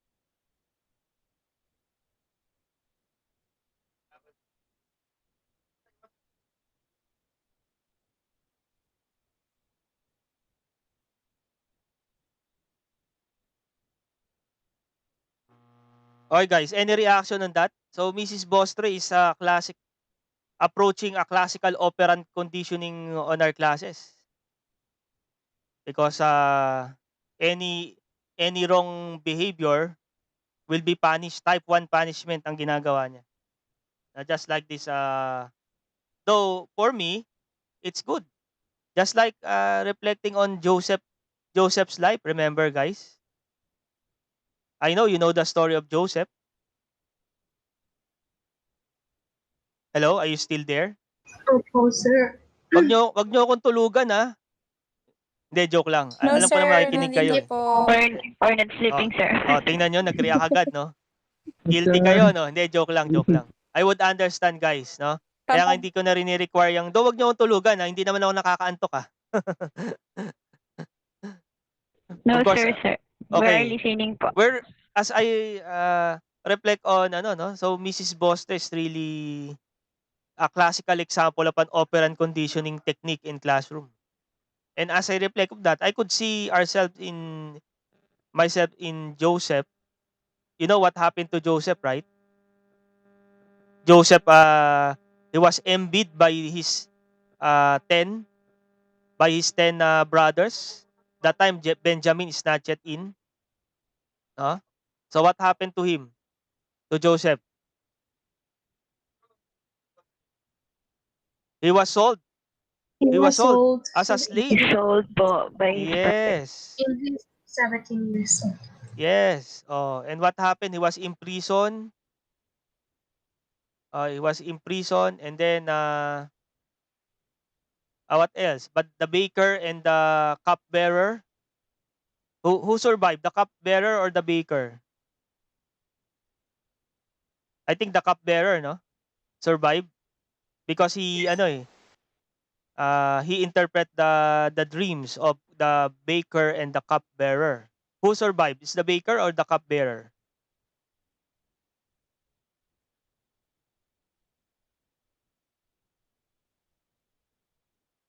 Cupbearer po, sir. Cupbearer. So the baker died, right? Hang yata, no? So they Yes, forgot him. However, when the Pharaoh dream a dream that he cannot remember, how could they interpret the dream that he can't remember? that's the that's the funny thing on that situation, eh. Oh, interpret my dream. Sir, what's your dream? I can't remember. Di ba? Did you read that on the text? The the Pharaoh cannot remember his dream. How could his magician interpret the dream if the Pharaoh cannot remember the dream at all? That's the most difficult part. Interpreting is one, but if the Pharaoh cannot remember the dream, how could they interpret? So here comes Joseph. And we know Joseph become the second in command, no? At yun, nakita natin yung progress. The progress of uh, Joseph until he become the second in command uh, of Egypt. And then there is uh, what you call that? There's this pestilence that happened, no? That he will meet his brothers. And what did he say? No, it's yung those bad things that happened to him were meant to be good. No, it is for his goodness that he was sent to Egypt, and that eventually he will lead Israel back to the promised land. Same as true with my learning experience on a micro level. Though Mrs. Bostre's style is not that really nice to us, but I realize as I become Christian, these are learning experience so that we may this experience will mold us to become a better individual. Perhaps first and foremost, not to repeat the wrongdoings of that teacher. Secondly, is to have approaches that are more motivative of the students rather than just considering punishments. No? So that's my story. It's actually a classical example of operant conditioning. That's why right now the government realizes that area where the teachers could punish the pupils directly, no? But now they cannot. Though there are pros and cons on that. There are pros and cons. No? I would not deal with the discussions on that.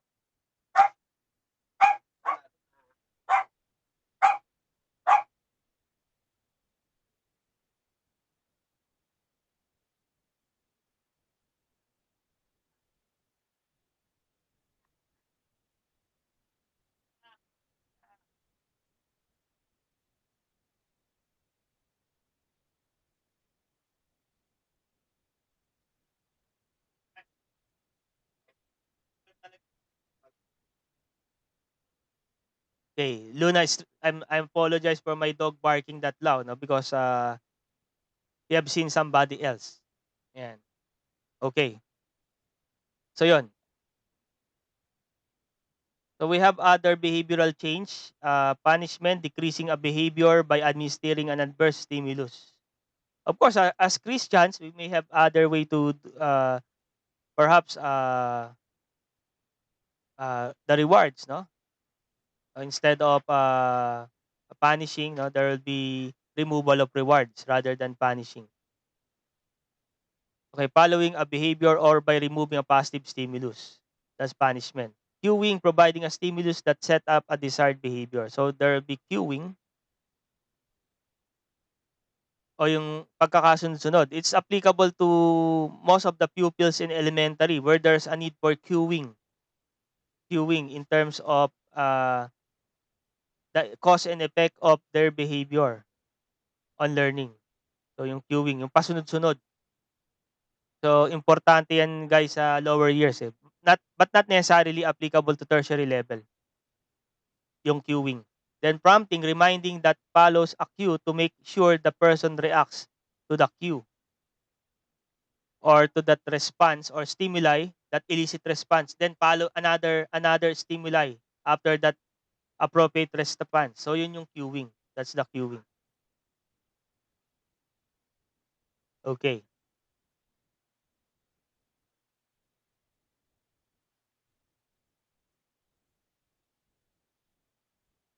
Okay, let's look at some of the ayan, ano na tayo siguro. Tingin ko na cover na natin yung um, module 7.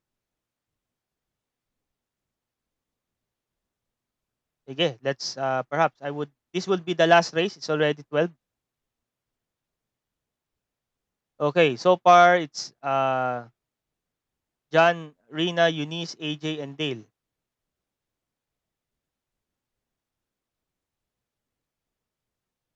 Uy, may panda duck ah. Sino yun? Ito, B-duck.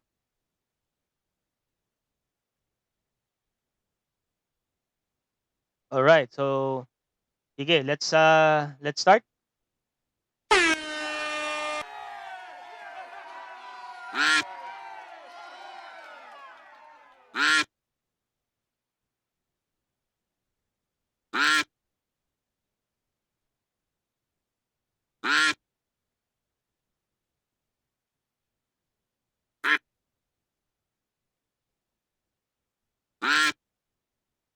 Okay, it seems that AJ's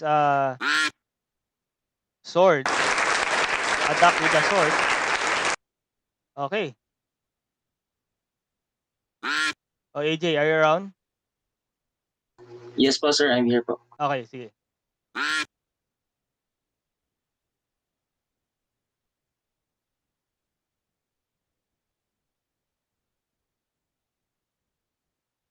Okay.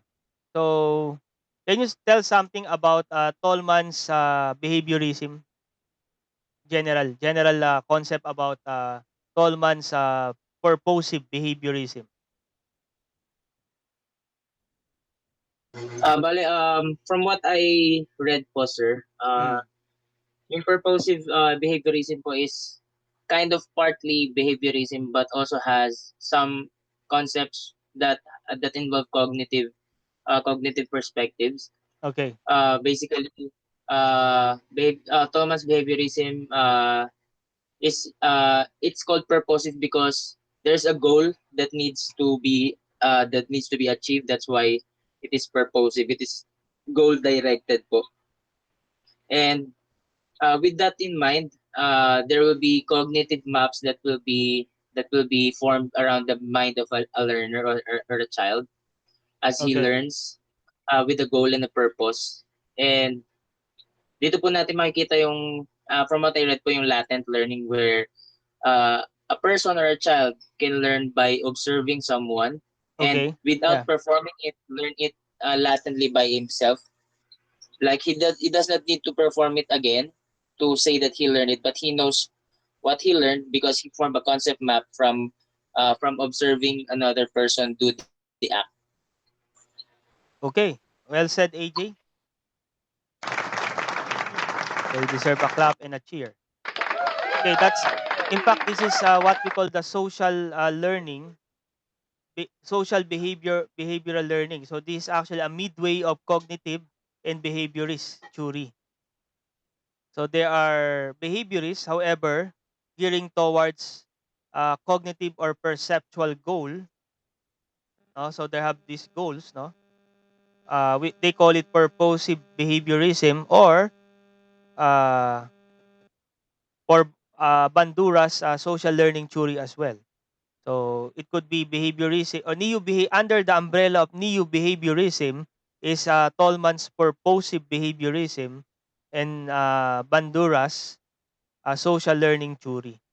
Okay, so there is aspects of behaviorism, but also reaches out to cognitive perspective. So dalawa yung ano niya, no, para siyang midway between behaviorist and as it approaches to yan nga, it's a proper combination, no. I was saying a while ago, it's a proper combination of behaviorism and cognitism on the classroom would be a optimum to the classroom. So in terms of the response behavior that we need, no, so that will learn, they would have these cognitive processes in their mind, as well as far as their acquisition, as far as their remembrance is concerned, no, and other cognitive process. No? So it should be coherent one to another. No? There must be, according to Tolman, asserted that learning is always purposive and goal directed. As AJ told us, there must be a response at the same time a purpose, a definite purpose for a particular learning experience. Now, hindi lang siya puro response, hindi lang puro purpose to be accomplished. It must be a combination. Okay? Just like our teaching and preaching ministry in the church is not only eliciting behavior response or mindset response or attitudinal response in terms of faith and repentance, but also the essence of the information being taught, perhaps the gospel message being taught. They need to understand it in terms of this uh, cognitively. They need to understand this this gospel. They need also to know whether these things connect to them in terms of their assent. So there must be some behavioral sense of that they need to assent or connect themselves to the actual situation of the gospel message for the sinners that needs a savior. And am I part of that? Am I a sinner that needs a savior? And lastly, there must be a sense of trust to the one that will save you, which is the Lord Jesus Christ. So I would say that gospel presentation is a combination of both behavioral and cognitive, as exemplified by Tolman's uh, Tol, Tolman's purposive behaviorism and social learning for Albert Bandura. In fact, most of us have already known Bandura, right? In your educational research, um, if you are using a descriptive research in terms of teaching and learning, as well as behaviors, you may use the framework of Albert Bandura. No, Bandura is a good uh, reference for educational research. Okay, in terms of its the social framework of education in terms of input, process, and output and feedback, just like that. Okay, I think guys that would be my last doc race. I hope I have shared something to you. You may refer also to our please refer guys to your to the link. But those who I will I think I already no one chat I already put it on the chat, no? Am I right? During our prelim exam, the media file link. Yes po, sir. So I Yes assume all of po. you have already the link. You maximize the link. I promise you, I will, as I promised you last time, I'll give you the entire reviewer when we end our semester. So not only for facilitating and child development, which are the two clusters in Prop Ed, the entire reviewer. So if you are a math major, you will be of advantage. But for English language, I cannot share to you my majorship. No, of course, because I'm a math major. For LM major, Niera, you may use also the Prop Ed and Gen Ed reviewers. Okay? So by this time, guys, I suppose you have already a definite plan on your groups pertaining to our final project. You should have a definite plan, and it should be a working plan that has its progress, no, week per week. Anyway, you have many weeks to come. Uh, Yes po. in fact, if we will be meeting physically, I would require a portfolio out of that. No, kaya lang alangan namang ipa-LBC nyo pa yung portfolio nyo sa akin, no? So hindi na, very impractical for us to have a portfolio output. So it's just like yan na lang, ganun na lang. It's a group work with in document, .docx or PDF. Okay, that would be a requirement. Okay, but if we will be meeting physically, I would require a portfolio assessment from you.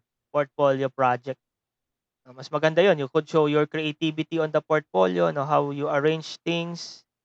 But it's not a requirement anymore since everything will be digitally submitted. Even the even if you will have your presentation on one of the module, everything would be digitally submitted. Okay? No physical submission is necessary. Okay?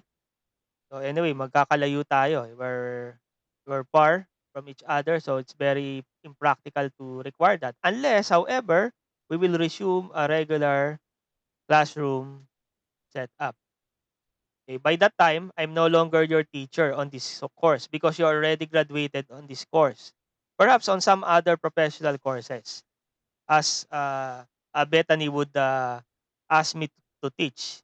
But I think I'll be focusing more on the math courses in due time because I'm more of a content professor, content area professor. But I could also teach just like this professional courses. I could always teach this. Okay. Now for the remaining docs, we will continue next week. Again for the hmm, yeah. So the focus of questions would be chapter modules 8 and 9 for these four remaining docs. Okay lang ba? Is it noted? Eunice, John Howell, Rina, and Dale. So you'll be the one that will be racing Yes. initially. However, we will have another race after the four of you answered questions. Okay? And then perhaps I could Sir, it's also still about the module 7 to module 9 po. I would I would leave module 7, perhaps module 8, 9 and 10. And your next reading would be module 10. So my focus of course you have already read Okay, on 8 sir. and 9, so you have already a general view on that. And then module 10. Module so 8, 9. I will add another two. Module 10 and 11 for your readings. So for the four of you you'll focus on module 8 and 9. But for the rest, and I will meaning after this doc race, the four of you will be included again to the second round of DAC race. So this time for modules 9 and 10. Okay? So but for the four of you, I will be, or modules 9, 10, 11, I would say. For the four of you, I will ask you more on module 8 and some part of module 9. But for the rest, as we reset our DAC race, yon, 9, 10, 11. Okay? Is that, am I making sense? Yes po, sir. Okay, yes. Okay. So, and then also prepare already your ano guys, yung inyong reflective summary and outline. So, please ano, perhaps every day you could write something on the outline so that you won't cram. It's not a good for student teachers like you will become students, teachers or educators sooner or later. It's not good for you to cram on things, okay? Because if as student you're cramming, definitely it will be reflective, a percentage of which will be reflective on your teaching as well. And it's not a good sign for you to cram as a student because it will reflect on your teaching sooner or later. Do I make sense, guys? Amen po. Example ko ito, don't be offended, Some of our Sunday school teachers are not prepared. So I don't want to be specific, but I have cases, specific cases of Sunday school teachers who are cramming on the Lord's Day. Hello, preparing your lesson on the Lord's Day. That's so sad of a teacher. You should have been prepared Monday to Saturday, and then when you face your pupils, you are ready to teach them. The students are ready to learn from you. You don't cram. That's why avoid, guys, as early as today as students, please avoid cramming. Though there are positive cramming, but I'm referring to negative cramming, meaning those cramming that are done because you have not done at all the readings or the preparations for your exams. You will just read on the day of the exam. Guys, that's a no-no for a teacher, an educator like you. You should have developed this a sense of a more mature uh, learning attitude, I would say. It's more of a learning attitude that you need to develop. And it will be developed by yourselves. It should not be enforced to you. What the professors could do is just to motivate you, to set an example for you. I hope I become a good example for you. Although I'm not a perfect example, so I'm praying that I could be a good example for you. Uh, so please, guys, no? So start now. If you have problems with that cramming, I don't know. Maybe is it socio-cultural, guys? Is cramming socio-cultural or individual? What do you think?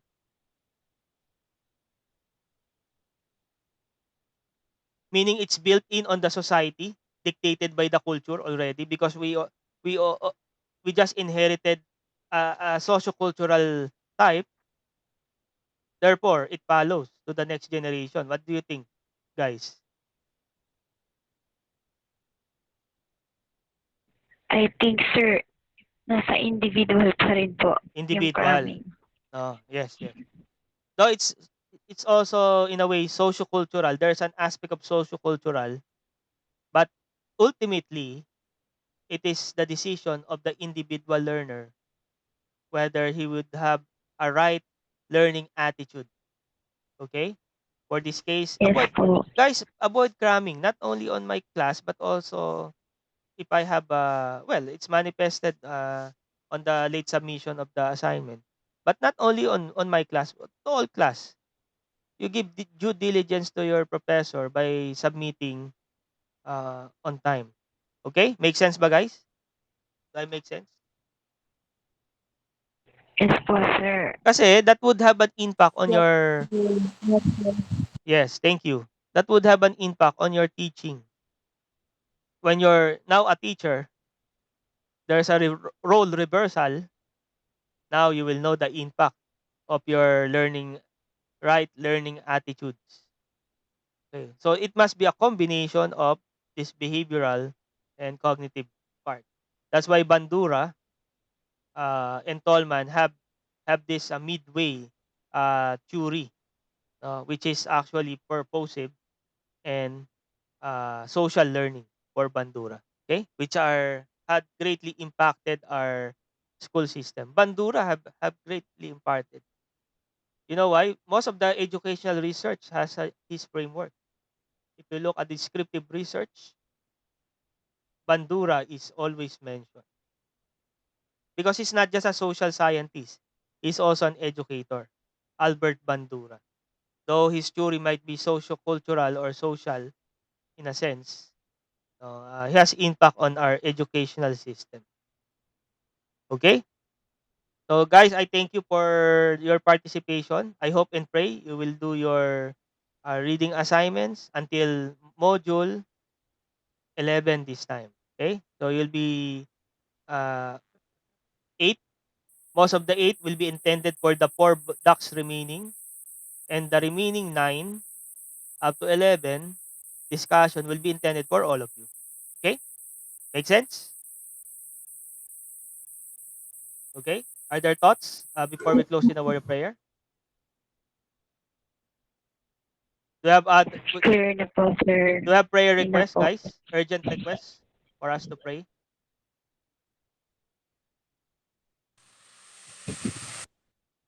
Do you have urgent requests? Maybe yung kay Melissa, sir, for her health po. Health. Melissa's health. Yes, yes. We'll pray about. Ano ba siya? May nilalagnat ba? Yes, sir. Turn on and off po yung lagnat niya Sir, Ah, since man pa po. talaga? Pero nagpa-check up na siya. Not yet, sir. Oh, dapat pa-check. Pag turn on and off ang fever, maybe something's wrong with the immune system. Oh, yan. Dapat magpa-check up na. Okay, Melissa. Oh, okay. Other. Eh, sir, yes, yes. may you continue to pray for my country also po? Oh, yes, yes, yes. Sure. Yes po, Sure, sir. Clay. About the condition in Opo, Myanmar. Yes, yes. Though I opo, may not sir. have the specific conditions. Are there some what you call that? Can you There's ano? no improvement yet po. There's no improvement. It's just only bad news po. The Oh, people, young people are dying, and okay. they arrest all all the leaders Okay. party Mhm. So there are have political unrest. support. Ano po, sir? There's what we call political unrest on your country or some political Opo. Yes instability. po. Okay, okay. And also those military cops to repent, even though it's too late already, but there is still time to repent for that. Po. That Or God will change their hearts. okay, yes, yes. Opo. Yes, yes. Sige, sige. We'll pray generally on that. Opo. Yes, yes, yes. Okay, Thank you po. okay. Okay. Welcome. Okay, other things? AJ will meet by Sir, yes, yes. I Go ahead. have I have I have something to do po pala later because I need to go to the church kasi po anniversary na po namin sa Oo Sunday. nga, I heard about that And eh. sobrang dami pong preparation especially po ngayon. And yun po, pwede po kaya na ano po, recorded po yung sa inyo po Okay, I'm today thinking po. on that. Actually, we're problem solving this Sige, I'll just record. Okay? And then I will just Ayun po sir, maraming salamat po sir. okay, record na lang. Kasi alam ko busy ka talaga eh. Okay, I'll record my After na po talaga nito sir, after ng anniversary po talaga. talaga pong clear na po lahat talaga po. Okay, no problem. I'll just record my ano na lang. Siguro if not this afternoon, tonight, I will be uploading the YouTube link. And Okay po sir, maraming salamat po. okay, problem solving tayo today. Sayang yung ano abstract, di tayo maka ano. Siguro I will also maganda kasi may interaction eh. Opo Siguro sir. okay. So sige, I will lecture on problem solving later. Okay, Okay po sir, so salamat. okay, praying also for BBC Tansa's anniversary led by Pastor Bayer. So really Pastor Bayer is an inspiration to us young preachers. Okay? So okay. So Yes po sir. let's close in a word of prayer, reminding us of these items, Melissa's health, the political situation on Myanmar, as well as AJ's task also for their forthcoming church anniversary. Okay, so those are our items. So let's close in a word of prayer. Father in heaven, we thank you for this day. Thank you for this opportunity that we could minister to these young people, even as we lecture on EDU115, looking into this cognitive and theories and behaviorist theories uh, that would impact our classroom. Though these are theories that are not mainly biblical, however, we see its in its practical sense, its application to our classroom, its mobility, its the processes that we may apply both behaviorist and cognitive theories on our classroom would be helpful to us, Lord. We thank you for these great minds uh, that have adopted these theories, experimenting, theorizing these concepts so that it may be applied even to our educational process. And we thank you, Lord, for this opportunity, learning opportunity, even learning from the students as they uh, expose on some questions, answering some questions. Lord, uh, these are great blessings that I could learn some points from my own student that I could be reflective of, even in my teaching career, even in my teaching ministry. And I thank you for the lives of our dear students. You have been useful in your ministry. You have been useful in your church. I ask you, Lord, for your mercies to Melissa, particularly her health condition, for her fever that's on and off. This might be an indication of infection, Lord. I pray that your mercies be upon him, that she will be able to consult a medical practitioner, a doctor, so that he will be medically advised, professionally advised as to what medication that is best suited for Melissa, so that Melissa would be uh, well in due time, that she will be joining our class. But of course, Lord, we are trusting on your divine grace that will be poured in every one of us, because our life is vulnerable. We're prone to so much diseases, even this virus that is around us. There are variants that are already existing in our land. I pray, Lord, for your mercy and protection to us as well. We're praying also for the current situation in the country of clay. I pray, Lord, that by your hands, that this will be stabilized, and that there will be uh, no lives will be spared, and that the gospel will continually be open to Myanmar. Even on this political unrest that's happening, there are some coup attempts and other political instability, Lord. Only by your hands that we could uh, that these things will be stabilized, and that this will be uh, perpetuated according to your will, and according to your divine plan to each one of us, even into this country in Myanmar. And I pray also that more souls will be saved as we have limited missionaries on that particular, even the boundary of Thailand and Myanmar. There are I personally know some of the missionaries there who had been ministering to the boundary, both for the Burmese by Myanmar nationals and the Thai nationals, Lord, that they may also flourish on the gospel witness there, Lord, and that the name of Christ will continually be praised, even amidst of the current situation that we are experiencing, particularly on Myanmar and other countries, even in the Philippines, Lord. I also pray for your mercy and grace to Tansa, BBC Tansa, as they have their church anniversary, that more souls will be saved through the preaching of God's word.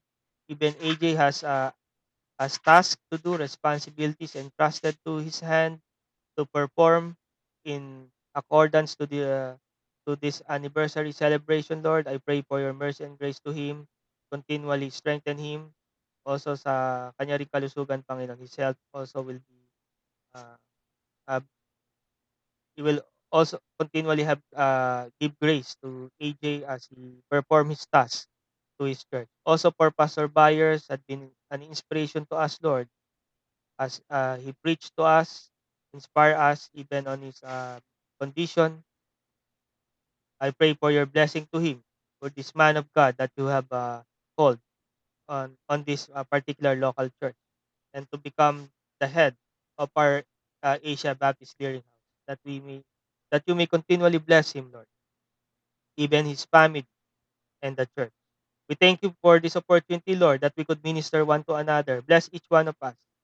Though we have specific requests, specific things in our mind, Lord, I pray that the Spirit will help us in these utterances, in these prayer petitions that we are entrusting the Lord, that He will answer this in His due time and by His grace and mercy bestowed in the church.